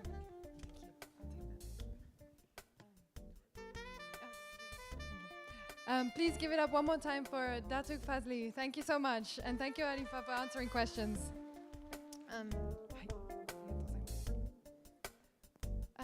Okay, so that was our final guest from our global initiatives. But we do have one final guest speaker today from right here in Fukuoka. Next on stage, please help me welcome Mr. Hideto Kawahara. He is a founder of Hide-chan Ramen.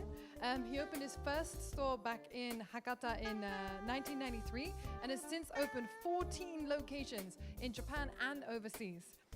Today, he'll share the secret to his success with the title, A Journey of Ramen Nomad from Failure to Becoming the King of Hakata Ramen. The King of Hakata Ramen, everybody. Please give it up for Mr. Kawahara.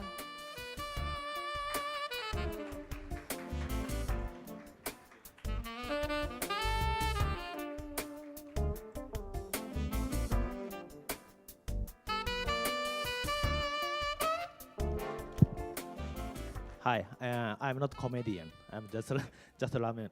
But now the Ohtani Shohei is a very famous player. My name is Hideto Kawahara. I born in Fukuoka, 1966. I'm 57 years old. And my friend? Yeah, my friend is Jackie. Today is facilitator. I'm not Jackie Chan. Okay, okay. But he's, yeah.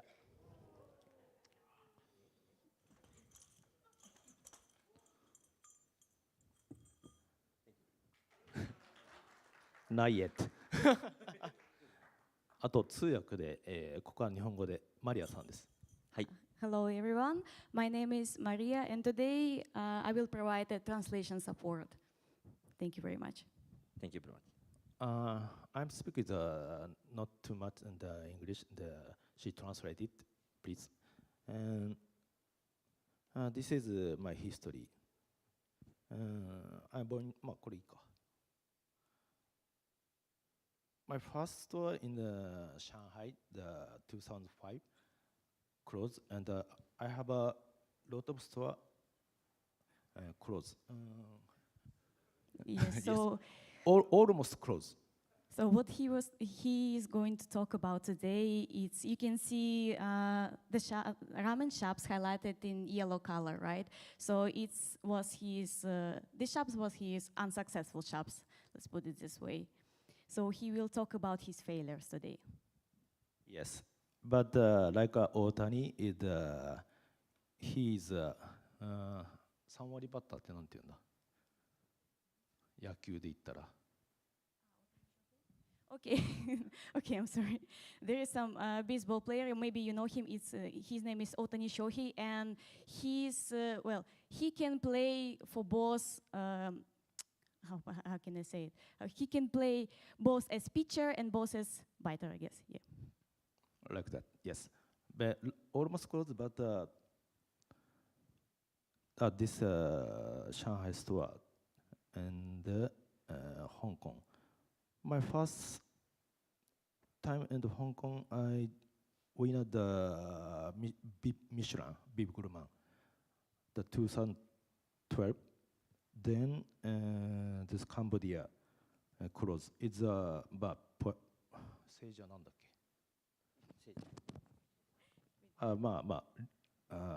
リース is リースギでね. Yes. And this store close. Almost close. Yes. And this Vietnam close. Back to. Okay. Okay. Yes. Okay, so his life as a nomad started actually in 2005. And the reason to becoming a nomad was his goal to share authentic Hakata ramen taste with whole world. And he, well, it was on the side previous to this one.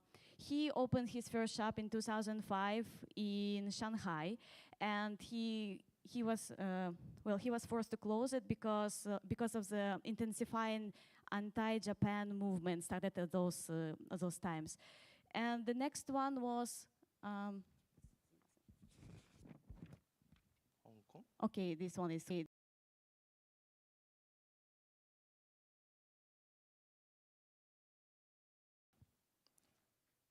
Yes, so this shop in Hong Kong, he actually got a few awards for his delicious taste across the whole world, starting from the New York City and ending in China. But he was forced to close it because of the started Great East Japan earthquake. And okay, next one. Okay. Yep. Cambodia. Yes, the Cambodia one. He actually opened it in Aeon Mall in Cambodia. And as you can see, it was operating only for 3 years. And he closed it because he couldn't, because his lease agreement was expired. Next one. Okay, so this one in China, right? As you can see, it was, this shop was operating only for 1 year. And he actually started the shop as a produce shop. He started working with a partner, but, well, I don't know if you know, but usually Japanese people, they are not used to working with the foreigners. Why? Because they actually afraid to being deceived. And so that was his fate actually at those time. So he was forced to close the shop because his partner, he just ran away. Yes, and another history here, it's called Kara Daruma Ramen. He opened the shop in Vietnam, and you can see he operated it for 1 year, same as the previous one. And this shop, he opened it in a nightlife district. And, he couldn't keep the high price to return all the costs. So he was actually forced to close it again. Why the Nomado Ramen? Because 20 years, 説明いいですかね、これも。He is ramen nomad. Okay. Okay, so as I told, he called himself a ramen nomad. Why? Because in the 2005, already for, it lasted already for 20 years, right? He started his journey as a nomad because he wanted to share Hakata ramen culture and, Japanese ramen culture to the whole world. And you can see on this slide his record being a nomad. So he flies around the world in total 2.6 million miles, which is equivalent to the 105 times circling around the Earth, right? I'm going to the moon the 6th time. Yes. Yes, You my can put it mind. this way. Yes, Yeah, lifetime mind. exactly. By the way,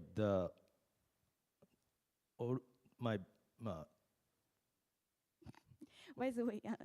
By the way, this year, Hide-chan Ramen is his ramen chain shop. It will become 30.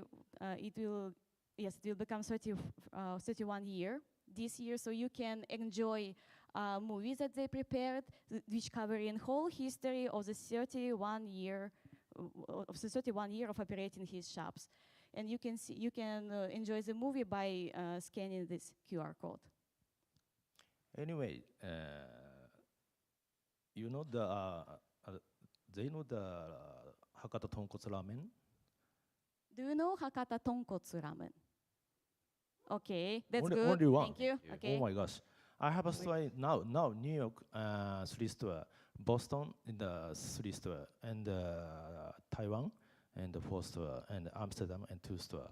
The different name, the Tot Ramen and Batten Ramen and Hidejan Ramen, and my second generation name of Daruma is a 60 years history. Yeah, so his family business is called Daruma Ramen. It's a very popular shop. I think you really should try it because it's really good ramen, I can tell. So his family business is called Daruma Ramen, so he took over it when he was 34, I guess, yes. And this Hide-chan Ramen, it's his main ramen shop, but he usually providing Hakata tonkotsu ramen under the different names, like Toto Ramen in the USA, in another one. In total, he's running about 14 shops across the world. And what is actually very interesting about him is that he opened about 35 shops in total, but 13 from them were closed. And some of them he closed by himself because they were not authentic enough for him. Okay. This conference, after come my shop, and Hakata is a lot of nice food, sashimi, mentaiko, yatai, ramen. Please enjoy the Hakata night. Okay.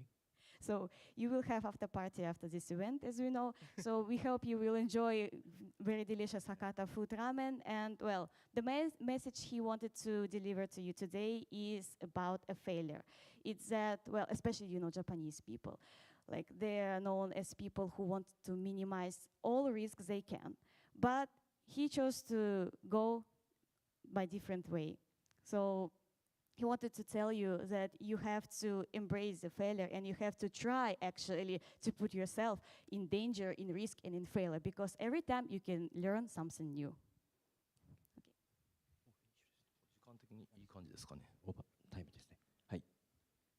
I can't explain my history just 20 minutes. Yes. I'm so sorry. Yes, his life history is very long, and he actually has, well, same as Jackie here. They will know each other for 20 years. They are very close, and they both share same goal of spreading Japanese culture to the whole world. Yes, so they both told me that they actually want to try to talk with every one of you, if you have time, of course, after that, because, well, we cannot cover all the long history in only 12 to 20 minutes. Okay. Thank you for coming and enjoy the Fukuoka city, and thank you for coming Japan. ありがとうございます。はい、ありがとうございます。皆様、デジタルノマドの皆様の、ご縁に、ヒデさんのご縁、デジタルノマドの皆さん、マリアさん、皆様とのご縁に、感謝します。ありがとうございます。Okay, so I actually advise you to learn a very interesting Japanese word. It's called go-en. And Japanese people know that they don't like to, share their feelings with unknown people, right? They usually talk and communicate only with people within their circles. So you can learn this word, go-en. It means connection. So especially Jackie-san, he always tells in the end of this speech and in that every event, I really appreciate this chance to make a new connections with every one of you. Thank you very much. Thank you so much. Thank you so much. Please give it up for Mr. Kawahara, Jackie-san, and Maria. Thank you so much. Thank you, everybody. This is the final speaker of today, but we still have a panel discussion upcoming. So we would like to invite you to take a short break and reconvene back here at 4:30. 4:30 sharp, we will hopefully start the panel discussion. Thank you.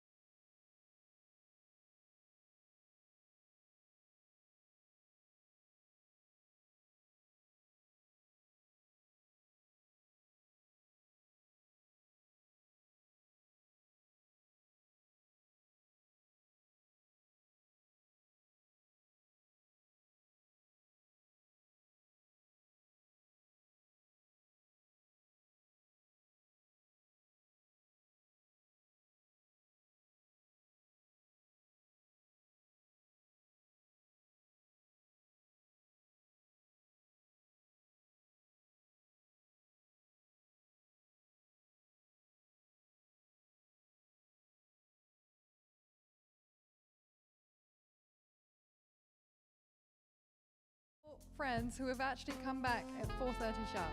Thank you. It's much appreciated from us when you're punctual. So we have a upcoming panel discussion. The topic of discussion today will be, what do we need to make our countries become a destination from nomads? So the biggest problem we have as nomads is visa requirements. This still remains to be one of the biggest obstacles for nomads, and in this session, leaders from the digital nomad community in Taiwan, Korea, Japan, and Thailand will focus on this particular key issue.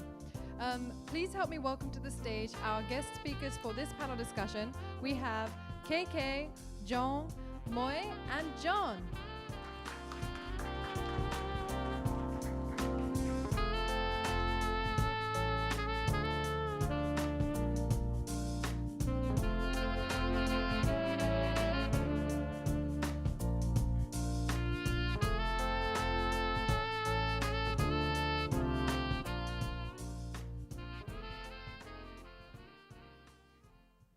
Sound check.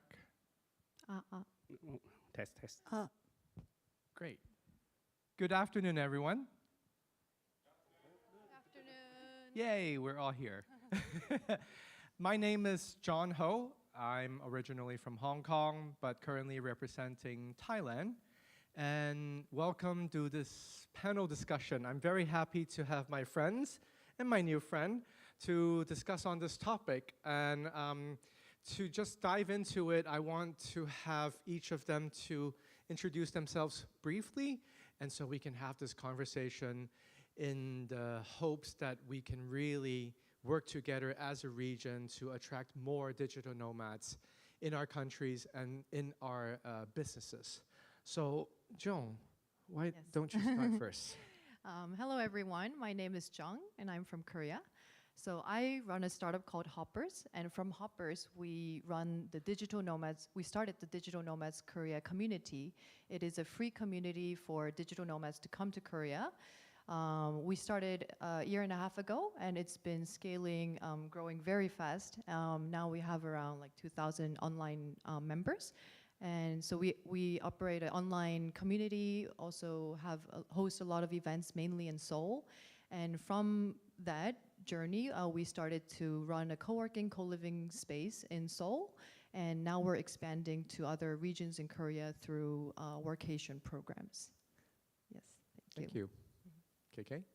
Hello everyone, my name is KK, and I'm the president of Taiwan Digital Nomad Association. And now I'm here because Taiwanese government, they want to they want us to help them to promote digital nomad in Taiwan. And our association just established this year, and we are very new. But this August, we have already had a big conference in Taiwan.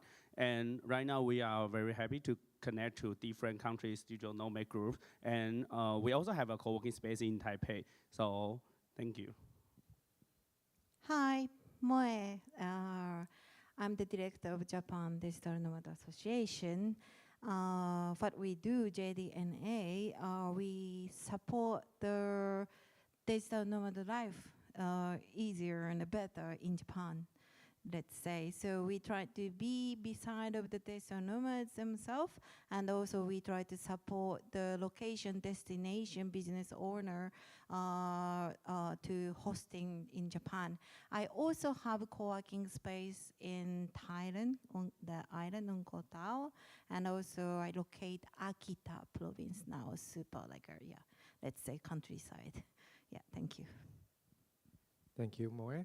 And for myself, I also run 2 co-living and co-working spaces in Chiang Mai, Thailand. And it's interesting that I'm actually invited to be a moderator in this conversation. I think the reason for that is because Thailand was never intended to be a digital nomad destination, but we're just lucky and fortunate enough to have a lot of digital nomads visit Thailand, Chiang Mai specifically. But with Taiwan, Korea, South Korea, and Japan, I think this is a very interesting conversation we can have and to see what are the things that we can do together or individually as a country or an operator ourselves to really get more digital nomads know about us. Now, before going into that, I also want to ask each of the panelists here about their own country or their own operations in terms of what type of digital nomads that they want to attract. Because if some of you here are not aware, it's actually a big spectrum of people we're talking about. And it's really difficult to draw one description to describe all digital nomads. So maybe we can start with, and I'm always going to go from this direction because it seems the easiest. Joan, for South Korea and for your operations, what are the specific types of digital nomads that you want to appeal to? So personally and from our company and our community, I actually didn't think about it in that direction. We are just serving the community who comes to Korea, but I don't know if I personally have a specific target.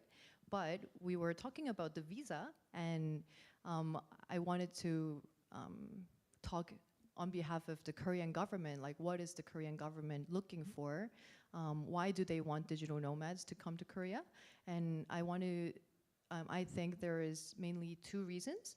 So one is we need more global talents in the country because, I don't know if people know about it, but Korea is known to have the lowest fertility rate in the OECD countries. Recently, it's been 0.6, and Japan is 1.2, so you can see how serious this is. So we really need global talents, and government think digital nomad. They're investing a lot for foreign startups and foreign students, but also digital nomads in the same spectrum, that they are high income and well-educated people. So one is that reason, and another reason the government is wanting digital nomad is to because they can work anywhere. They think they can also be a new population to regional areas. And coming to this, also another big issue in Korea is that the Korea's population is very centralized to the capital area, and the regional area is really, really getting empty. The second biggest city in Korea is Busan, and even Busan is losing its population. So it's very strong inertia of moving towards the capital area, and the government really want to decentralize, and they are looking into digital nomad population to do that. So I think this is my answer. Thank you. Yeah. What about Taiwan, KK? Okay, in Taiwan, because our association is very new, and in the beginning, we support every digital nomads to come to Taiwan. But actually, there are too many kinds of digital nomads. Some people just stay for 1 week or 2 weeks, and some people stay for more than 6 months. So right now, we discuss a lot of digital nomads into our government, and Taiwanese government want to welcome digital nomads, especially long-term stay in digital nomads. So if you want to you want to stay in Taiwan more than 3 months, probably 6 months or a year, around 6 months or a year, and this type of digital nomad is our main target audience. Yeah. Okay, so South Korea sounds to me that they want more global talents. Taiwanese wants them to stay longer. And what about Japan? Yeah. This time, Japan government tried to make it happen with this nomads. Firstly, we see the touristic point. We try to invite the digital nomads to be more outside of the main touristic area, which we want to get. So of course, that location, they are not ready to welcoming the English speaker or non-Japanese speaker. So who we want to get, it's maybe someone try to fit with the Japanese culture, someone really wanna mix with the Japanese community, that we want to get started as a start, yeah. I think there's a similarity between Japan and Thailand in a sense. We never have a tourism problem because we're also the unique countries that are so popular with tourism, but we have an issue of identifying the types of tourists that we want to have. So for example, I'm not sure if everyone is aware here, there's a new visa that Thailand actually issued called the DTV, the Destination Thailand Visa. And this is actually the first visa that Thailand has specifically designed for identifying and really trying to get more digital nomads to stay longer in Thailand. But what about the other countries? Do you think the visa types you currently have actually reflects the type of digital nomads that the country wants to bring into? Joe? So yeah, we've been talking, like there were a lot of controversy about is this digital nomad visa serving like really the digital nomads, because mainly because of the income requirement, very high income requirement in Korea and Japan. But I also want to mention that I don't know the exact number, but actually in Korea it's still quite popular.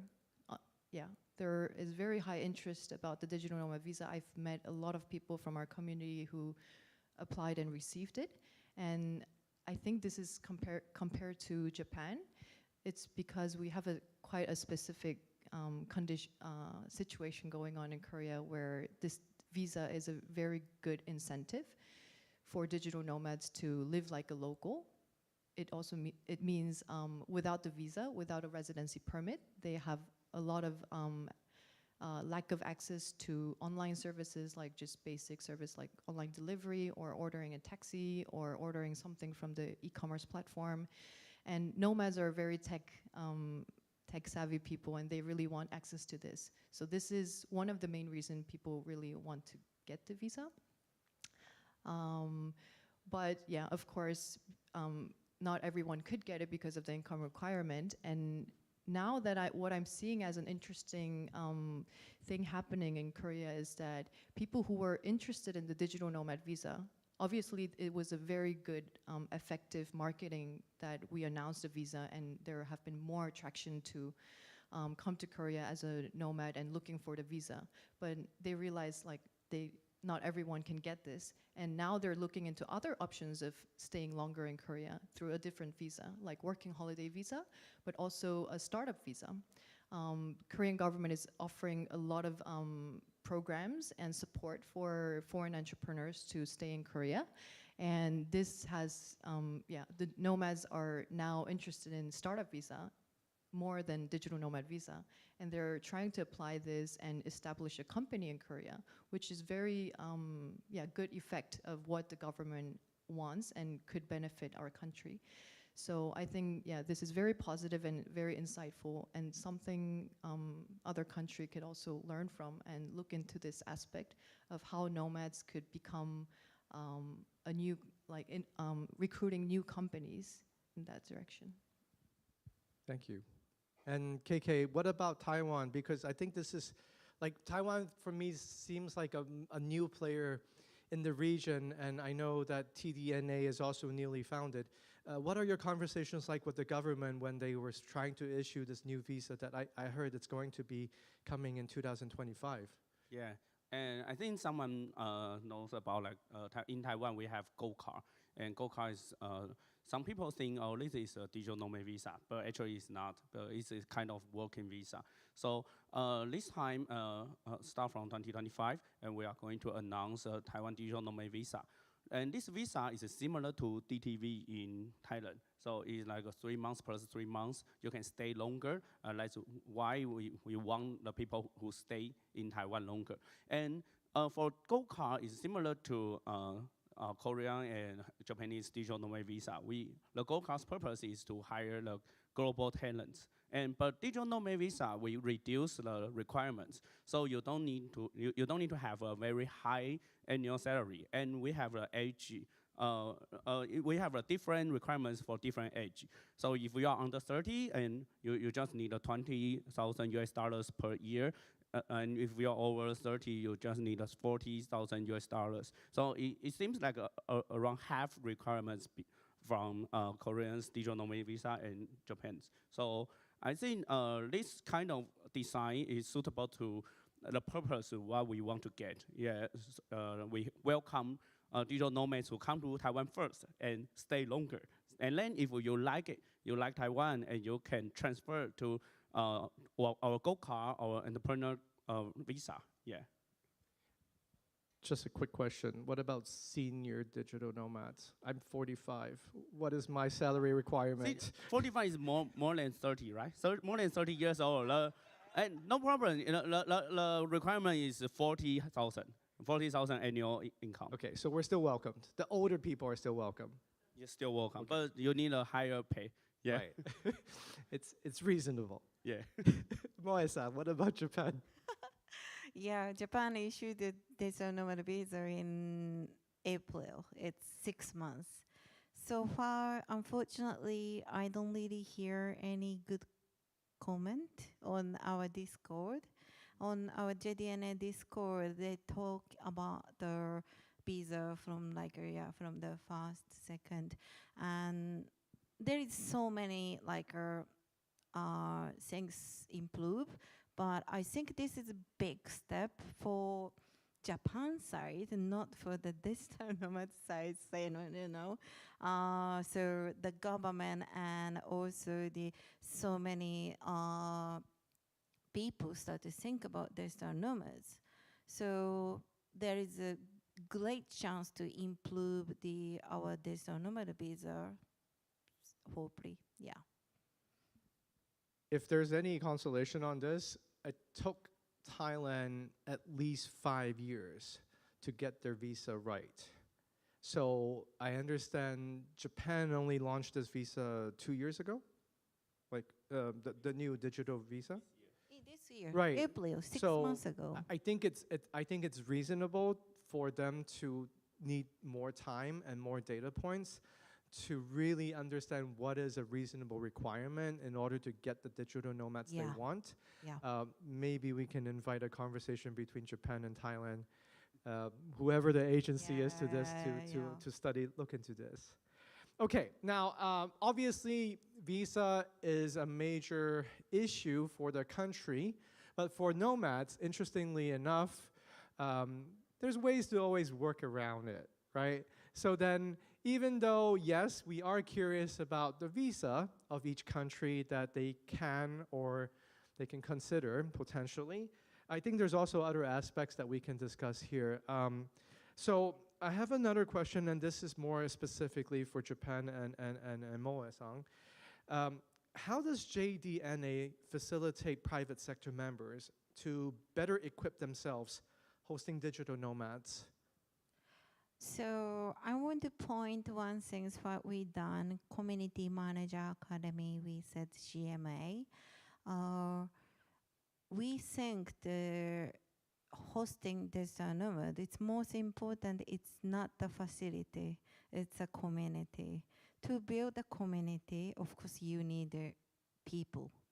To control the people, only one key person can bring the nice community. Then that's community manager. So we try to, I don't know which word is correct to say educate or, we want to share our experience, we want to share the skill, and we want to support community manager to growing up as popular community manager. That's what we done. Also, we try to do a researching tour sometimes for some government, but we are also still new association. So yeah, so this is the second time Digital Nomad Summit gonna happen from tomorrow. Last year we done in the Fukuoka, it was maybe 100 people, include online participant. It was a small steps going on, but we try to split the words. Digital nomad can change the world. Yeah, that's what we done.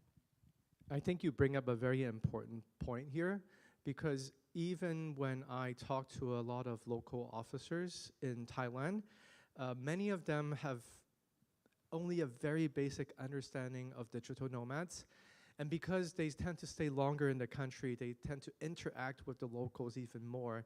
I think having the private sector or even the government sector understand in a deeper level how, like, who are digital nomads and what are their needs and how can we facilitate.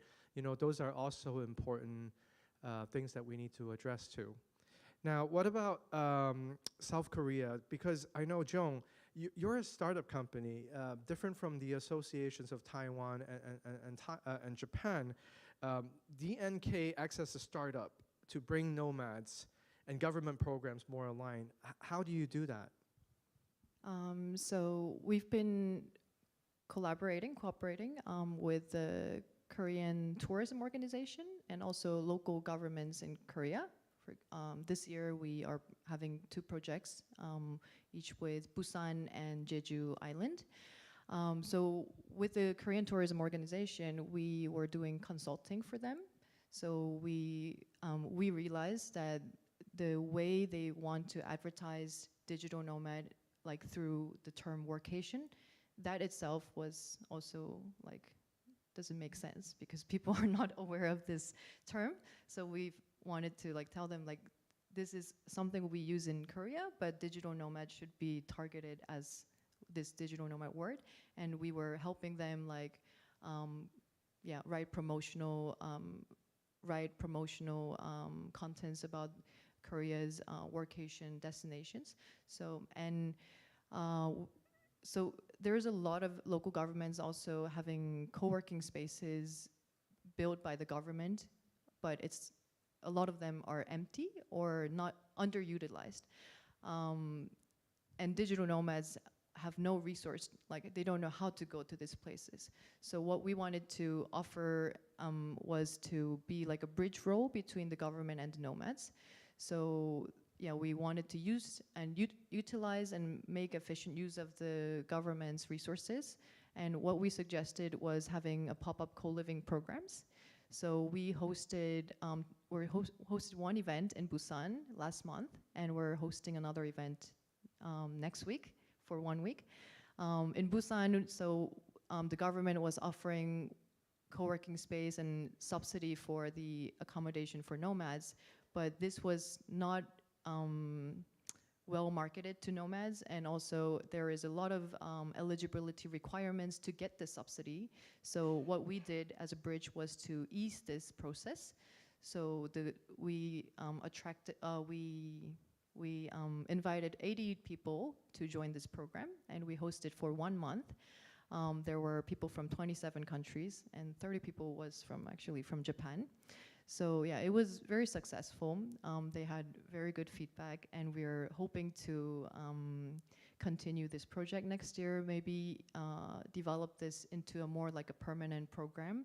So nomads could come anytime they want, and we will maybe like inspired so much by the Colive Fukuoka, we could host something like this in Busan or other places in Korea. You know, when I know that Fukuoka City or prefecture is sponsoring this event, or there's so many subsidies from South Korea, there's people like me or Joe from Thailand, we're like, government subsidies. If only we could have some.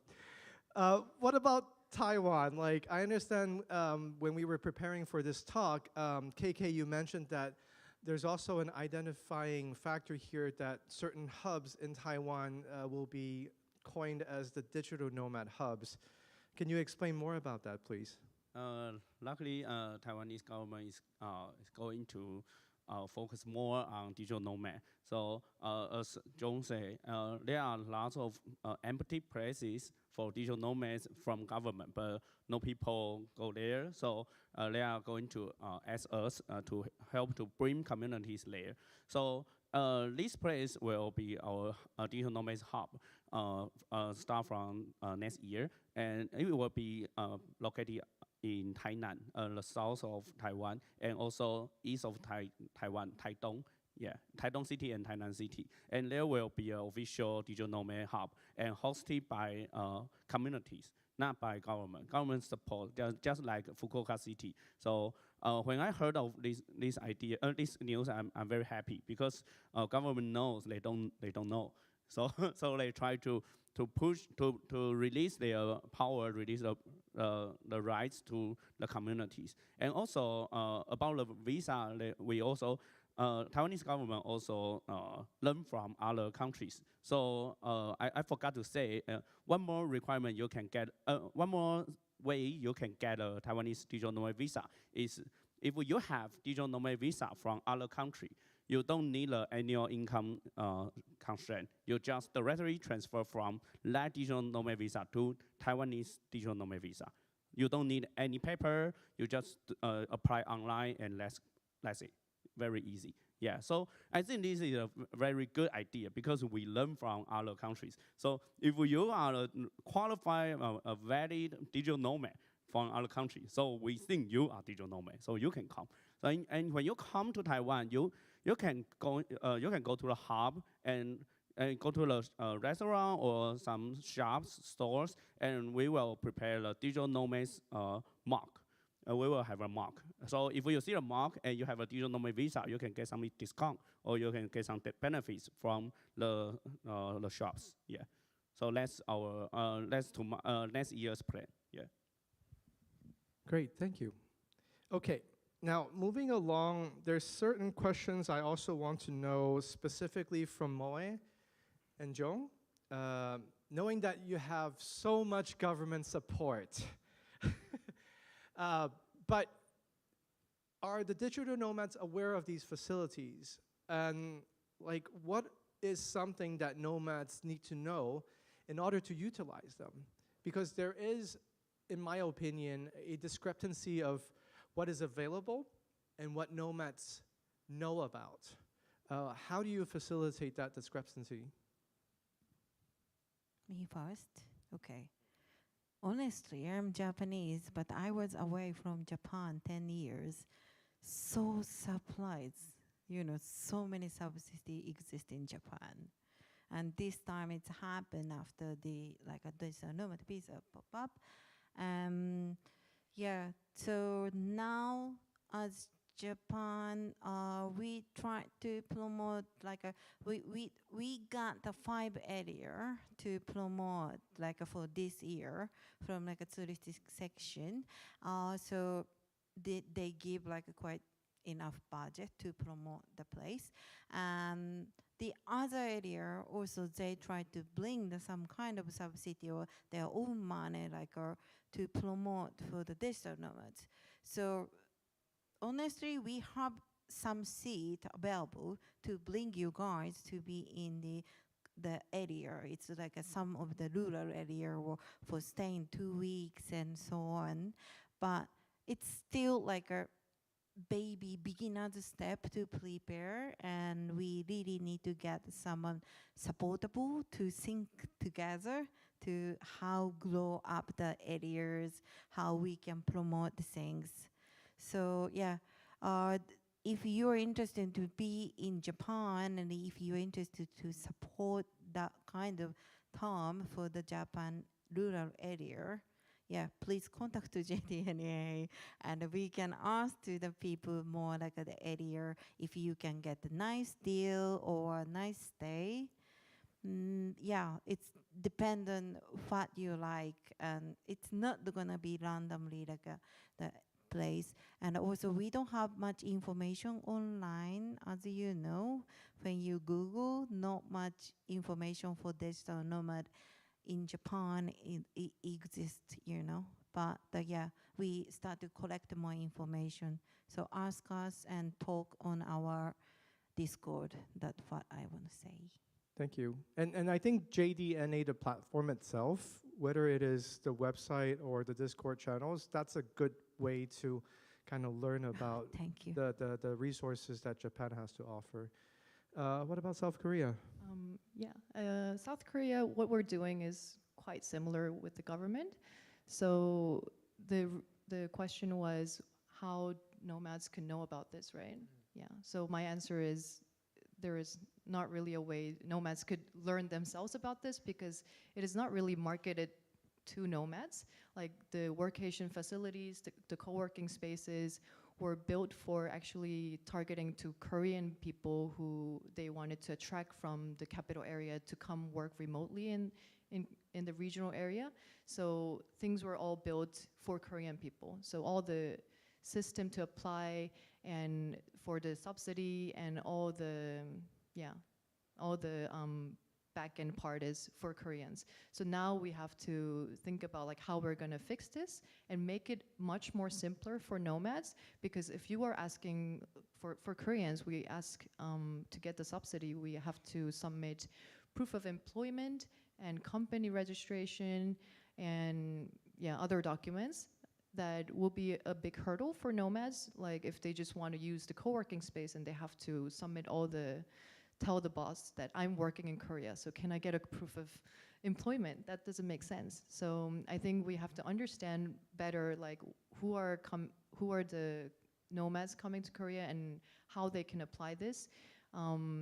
So yeah, that's what we're trying to discuss with the government. And also another thing we're focusing on is making things more easier for nomads. So right now we're running co-working, co-living space in Seoul.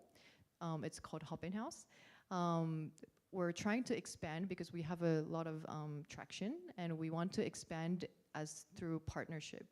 And through partnership, why we thought about this is because there's a lot of also private sector co-working spaces, but it's hard to access as a foreigner. The reason I mentioned before. So if you don't have a mobile number or Korean bank account, there's a lot of online services or apps you cannot use and sign up for these spaces. So we want to alleviate this process, the onboarding process. So we want to make partnership and use our app to access these places. And that's something as a business we want to solve. Yeah. I think the takeaway is if you want to access the resources, just be friends with Jong. Ask for her business card or something like that. By the way, I'm so disappointed that I can't go to the program in Jeju. I so want to go there. Yeah. Now, I'm a co-living space operator, and I also know a lot of the digital nomads, when they travel, they also want to look for co-living spaces because it's a good space, it's a good way to connect with the digital nomads, and it's also a good way to find their own community. This question is more specific to KK. What about the co-living scene in Taiwan? Like, how is it like, and what do you know about it that you can share to us? To be honest, because digital nomad ecosystem is very new in Taiwan, so we start to have more and more co-working space now. But for co-living space, actually, there are not a lot. There are some companies doing some co-living space, Alive or Ninth Floor. Yeah, lots of some companies do so, but actually not as many as like Japan or Korea. Yeah, there are more. But in Taiwan, if you want to find some co-living space, you should go to Taipei because there are more. But if you go to Tainan or the countryside, it's better to find a hostel. So hostel is easier. Actually, the accommodation issue is really a big issue in Taiwan. Yeah, we know the accommodation fee is high. Yeah, so this is a problem we are going to face, and we need to learn from others. If any idea, please tell me. Yeah.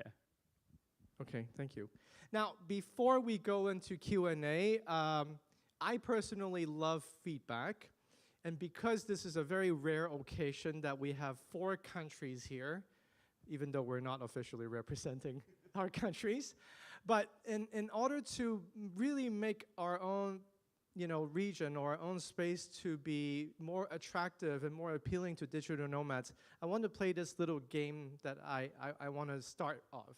So basically, we're going to go from one country to another country, having constructive feedback so that other country will take note of it, and then the person will also give advice to the other country. So I'm going to start first, and then I'm going to ask KK, or not ask, but give a feedback to KK, which represents Taiwan, in order to make Taiwan a better destination for nomads. So my feedback is, please try to have Taiwan sound different than Thailand. Because unfortunately, many people mix up the two countries, which is entirely different. So please see if there's anything you can do about that. Thank you very much. TDNX should be Thailand Digital Nomad Association. I know. Like, I was thinking of, okay, what happens if Thailand needs to create a Digital Nomad Association? Now we cannot use TDNA anymore. What should we use?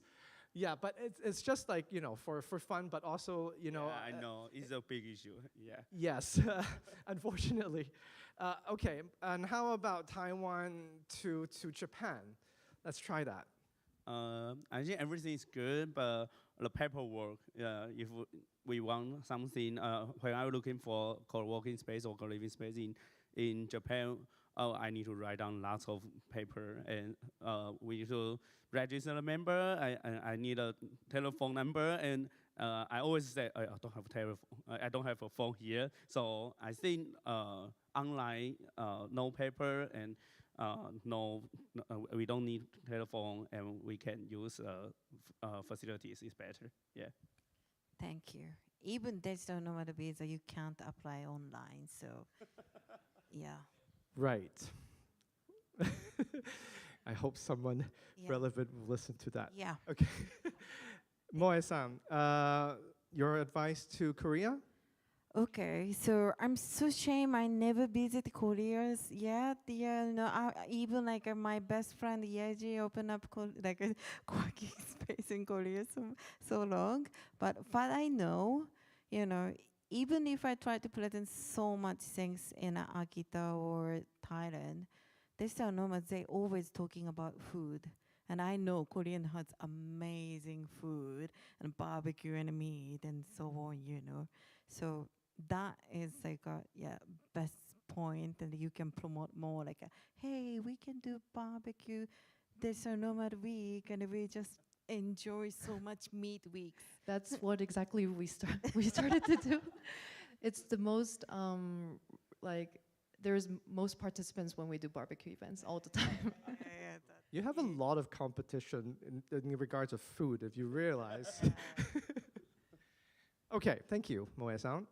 Okay, now I'm on the receiving end. Yeah, this is very hard because how are we gonna comment on it? But one thing I thought about this based on my personal experience. So I've been to Chiang Mai twice and also visited out Chiang Mai. And so I went to Chiang Mai actually specifically really to learn about how the community works there. Before starting DNK, I went there to site visit, research. And then when I started the community in Korea, and the big difference I feel from Korea and Thailand digital nomad is I think relatively Korean people coming to Korea are more likely to be connected to a bubble of expats and nomads. It's also because maybe the income difference of the locals and the nomads is more stronger than like in our countries. But then I also see like in other South American countries or Spain, Portugal, they're going through gentrification and this strong like social segregation between nomads and locals. And I think it's quite like dangerous. And the fact that Thailand is now opening up more to nomads, and probably this will have a lot of impact with more attraction. And I think this is maybe this is your role to, or someone should start thinking about like what could happen as a bad outcome. So yeah, how to improve the local integration, what kind of programs you could do.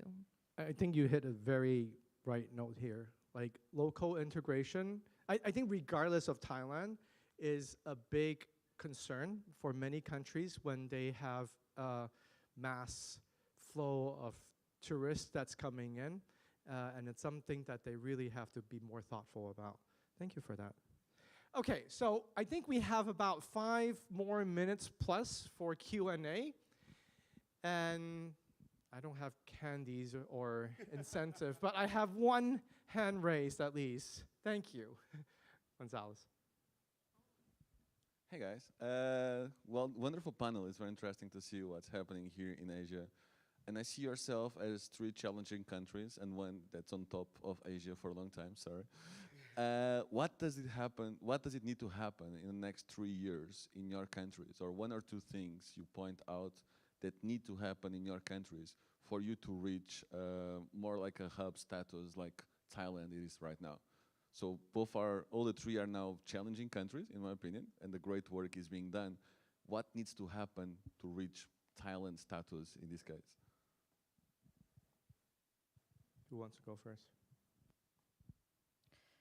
Okay, so what we try to make it happen, it's like our location, destination-wise. We don't have much destination for digital nomad in Japan. So I want to promote, and I also want to setting up like a maybe, okay, let's say 100 destination, whole Japan gonna have like, and maybe we can count it like who gonna be the top 1, top 3, or we gonna get so many variation of the digital nomad destination. What is like, my personal also maybe JDNA is like, wish, we wish that we try to make it happen. And in Taiwan, we have a destination for 2028. We hope we are going to issue 100,000 digital nomad visa in Taiwan, and we hope this can happen. Yeah, and we hope 10% of them can transfer to the gold card or working visa in Taiwan. Yeah.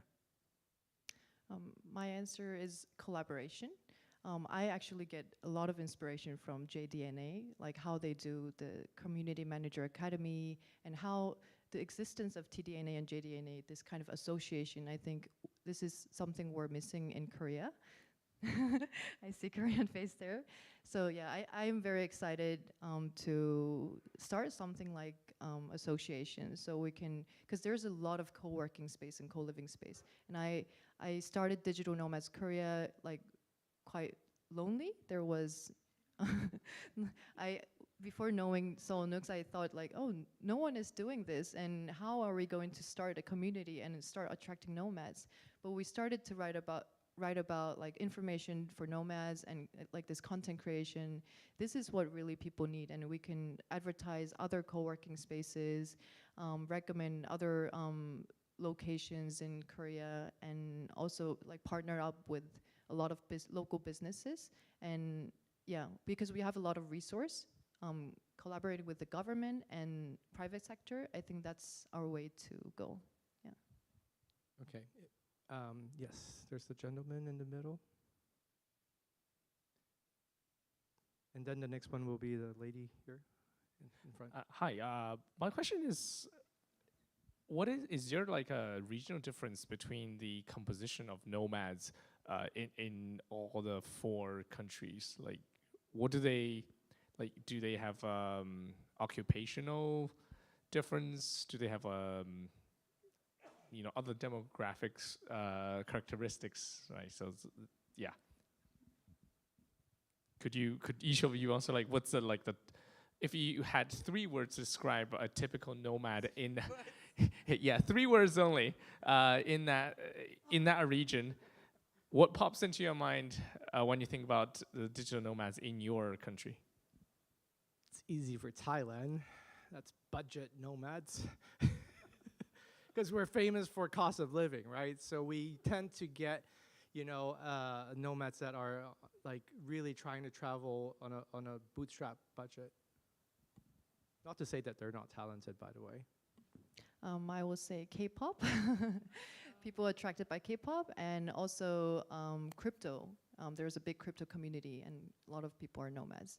And also entrepreneurs. Yeah, it's a growing population. And in Taiwan, I think food and tech. Yeah, because in Taiwan we have lots of night market food, and we support lots of technology like startup or technical community. We have a lot. Yeah.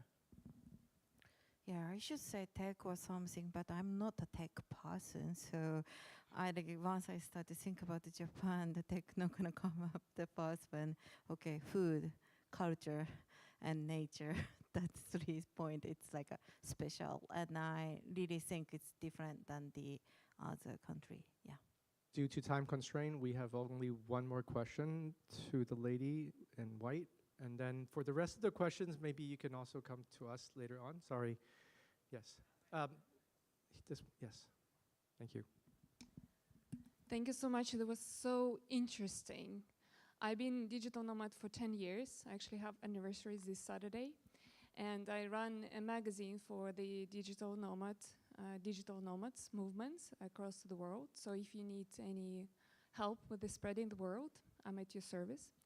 And actually, thanks to the team behind the Colive Fukuoka, you have many international digital nomads at this event.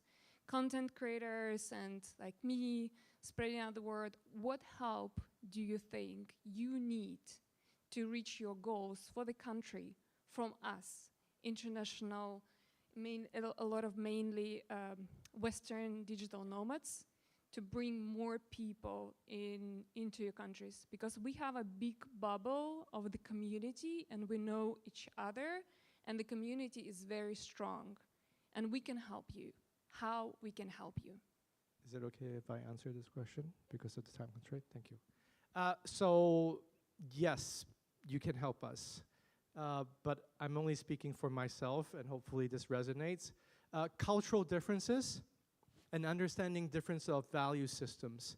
I think predominantly the current time of digital nomads are still Western and Western mind folks who's traveling around the world. And oftentimes when they come to Asia, they don't understand as much as we want them to about value system differences and cultural differences. So there's often a clash of the understanding of rules and engagement or the way to communicate or how you should behave as a foreigner in countries. And this is something that I personally repeatedly have to tell my community members when they are in my co-living and co-working space. So if you can act as a medium to help us spread that word, that would be greatly appreciated. Thank you. And with time, thank you. Thank you so much for your time. I know there's more questions, so I think we're just going to be at the lobby area to talk with anyone who wants to ask all the panelists and myself here. Thank you again. Thank you. Thank you so much. Thank you, John. Thank you, Jong. Thank you, KK. And thank you, Moe-san. Thank you so much. Give it up for the 4 panelists, guys. Thank you so much. Yeah, as John just mentioned, you can catch them in the lobby or in the evening activities. We have plenty of time for mingling. For our final section for today, before we let you go, I would love to introduce our amazing sponsors for making Colive Fukuoka 2024 happen. We have 2 major sponsors, and first up, I would like to introduce the Global Agents. First up, let's take a look at the VTR.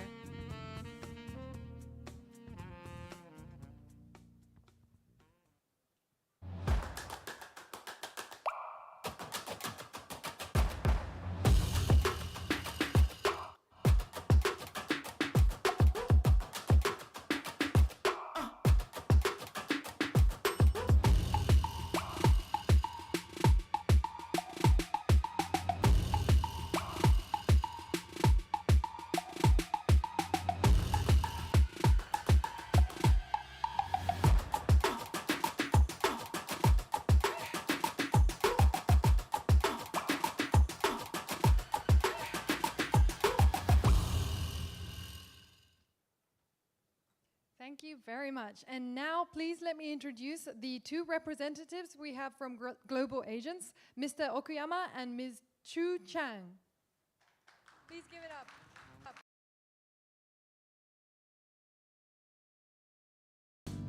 Thank you for watching our videos. I'm Kota. And I'm Chang. We are from the millennials, today, let me introduce our hotel and co-working service, the Millennials with and Work. Have you ever had any difficulties during your stay? Maybe some of Japanese hotel room is so too tiny, or in some of other co-working space there is no English speakers, but our hotel, the Millennials, will solve these issues. So our hotel aim to provide a hotel experience, future of logging. No boundaries between living, staying, traveling, working. So we've designed the hotel. We've designed the hotel for you guys, like digital nomads, people who are reinventing how to live in sync with these changing times. So we've come up with a sleeping unit, smart pot, and also inspiring common space. So our smart pot, look at this. This is our smart pot. This is, maybe you wondered, this capsule type room is a bit tight or tiny to stay or to work, but our smart pot is enough large and also smart. You can control everything at your fingertips. So you can turn on the bed, and you can turn on the right, and you can set an alarm for a unique wake-up experience. So we have two types of room types. One, you can choose favorite one from two. One is a smart pot and a theater pot. So next, let me introduce our common areas. It's a space to spend most of the time before sleep. So our common areas has not only front desk, but also lounge, kitchen with free coffee, and co-working space like this. And also we have the opportunity to meet and mingle with diverse crowd of digital nomads and also locals. So especially, let me introduce one service. It's free beer. You can get free beer for 1 hour every evening. So you can meet and you can find your friends at this time. So this is the best timing for the find friends.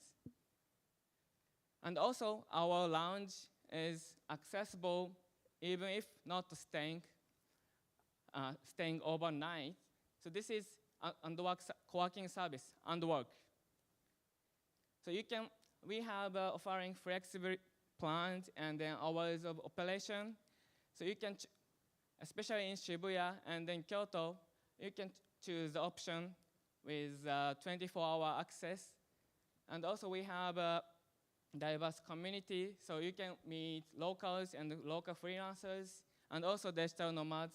So please join the Underwork. So next, let us introduce the Millennials Fukuoka. Chan will explain. So let me introduce you to the Millennials Fukuoka, a unique hotel-in-hotel concept located inside the lively Fukuoka Hakata. This place offers not only comfortable accommodation, but also creative inspiration of little lounge and co-working space. Additionally, guests stay here can enjoy food and drink at the lively lobby bar, and so make an exciting place to stay in Fukuoka.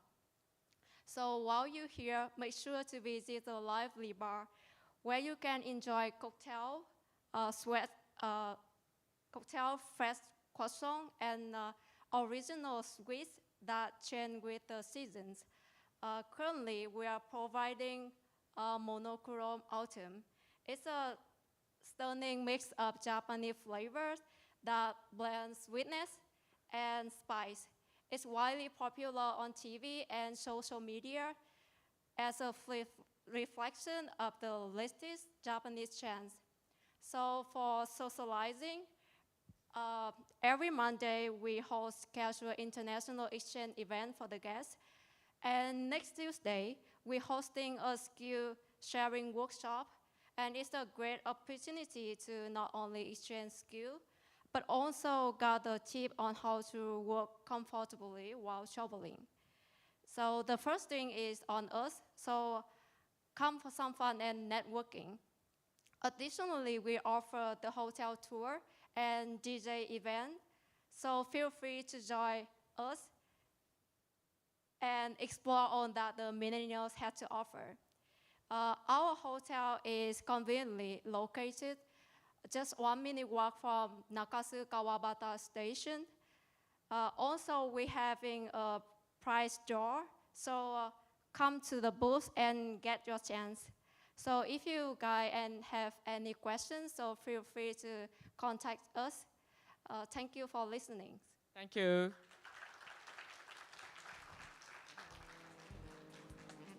Thank you so much. I hope you guys caught that. Next Tuesday, Skillshare at the Millennials Fukuoka. I hope to see you all there. I also heard that there's free beer involved. I'm not quite sure about that. But yeah, I definitely picked up on free beer as a way to make friends. And I'm definitely taking note of that. When I make friends, free beer, that's what I'm offering. But actually, in fact, we have had free beer offered throughout our program thanks to our very amazing second sponsor. This is Suntory. So first up, let us take a peek at their VTR as well. Suntory, the premier multi-camera challenge.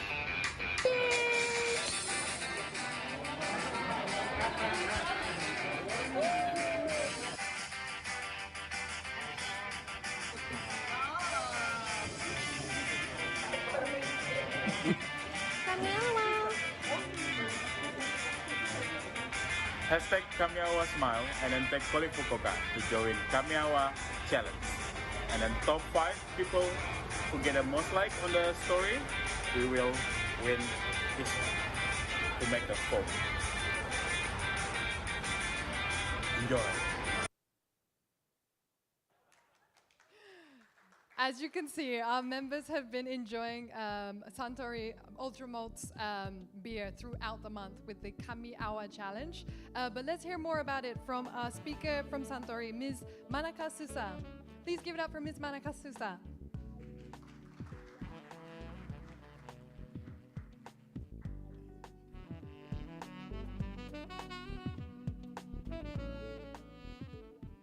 Hello everyone, I am Manaka from Suntory. Thank you for watching the video of Kami Hour Smile Challenge. These are Instagram stories posted by the Kami Hour ambassador. They are digital nomads. By the way, do you know what the Kami Hour is? Who knows Kami Hour? Oh, some of them are like, thank you. Some of them knows Kami Hour, but let me introduce about Kami Hour. In Japan, there is a culture of appreciating beer down to the phone. And when you drink Suntory, the premium malts, you can enjoy the super fine, creamy form. And the form of the premium malt is so creamy that after drinking, it leaves a foam mustache on your upper lip, as you can see on the screen. So be sure to share your own foam mustache photos or video on Instagram stories by tagging at Colive Fukuoka. And you can check out what people have posted so far for the challenge on the Colive Fukuoka official Instagram highlights. And most importantly, the top 5 stories that get the most likes with a beer emoji, you can see on the screen, will win a Kami Hour server. You can enjoy with the server. It's at home with a super fine, creamy one. And during the Colive Fukuoka event, there will be plenty of opportunities that you can experience the premium malts Kami Hour. For example, tomorrow night on the 24th, we will be offering the beer pouring experience at the barbecue. And on the 25th, we will be hosting a workshop and full-on conferences session at Park Venue, where you all get the chance to tasting of the premium modes. And Santry member will be joining the boss event too. So let's enjoy the event and Kamiawa together. And also 29th, we're planning to host Kamiawa dinner, which we will be taking you to one of the best restaurants that's you can experience the Kamiawa. More information will be announced soon, so don't miss the opportunity. And for more information about these events, please visit the Colive Fukuoka official website and click Santry under sponsors. Or you can simply scan the QR code of the pamphlet. Maybe you have one, and it will guide you detailed information. We will looking forward to see you in the event. Thank you. Thank you so much. Thank you so much. Okay, one more round for Santori. Thank you so much. Alrighty, well, we made it, folks, to the end of the conference, day 1. Thank you so much for staying here until the very end. Before you leave here, I would like to ask your attention for an extra 2 minutes just to give you some info of upcoming information, upcoming events. So, first up, today at 8 p.m., we have a reception party happening at 010 Theatre. This is also by Nakasu River, so you can check out the yatais in that area if you like. But yeah, please come join us at 8 p.m. at 010 Theatre. This event is free for everyone who has any pass, gold, blue or green. So please feel free to come join us. Even if you do not have a pass, this is available to purchase from our website, so feel free to check that out. And as for tomorrow, we will have the beginning of our conference right here at the Nor Theatre from 9 a.m. There will be more speeches, there will be panel discussions, and there will also be a pitch competition from cities in Japan. They're all trying to attract digital nomads, so maybe you can be a judge of which city is the most attractive. Finally, tomorrow there will also be an additional venue very close to here. It is the Artist Cafe, or otherwise known as the Art Venue. There will be nomads giving pitches there as well, and there will also be unconferences and the Santori workshop the following day. Right here today, the booths of each businesses will be open until 6 p.m. So feel free to check that out on your way out. And if you have rented a kimono, although I don't see any kimonos here, please make sure to return those by 6. Yep, please be careful not to leave anything behind. And thank you so much for being here today. Thank you so much.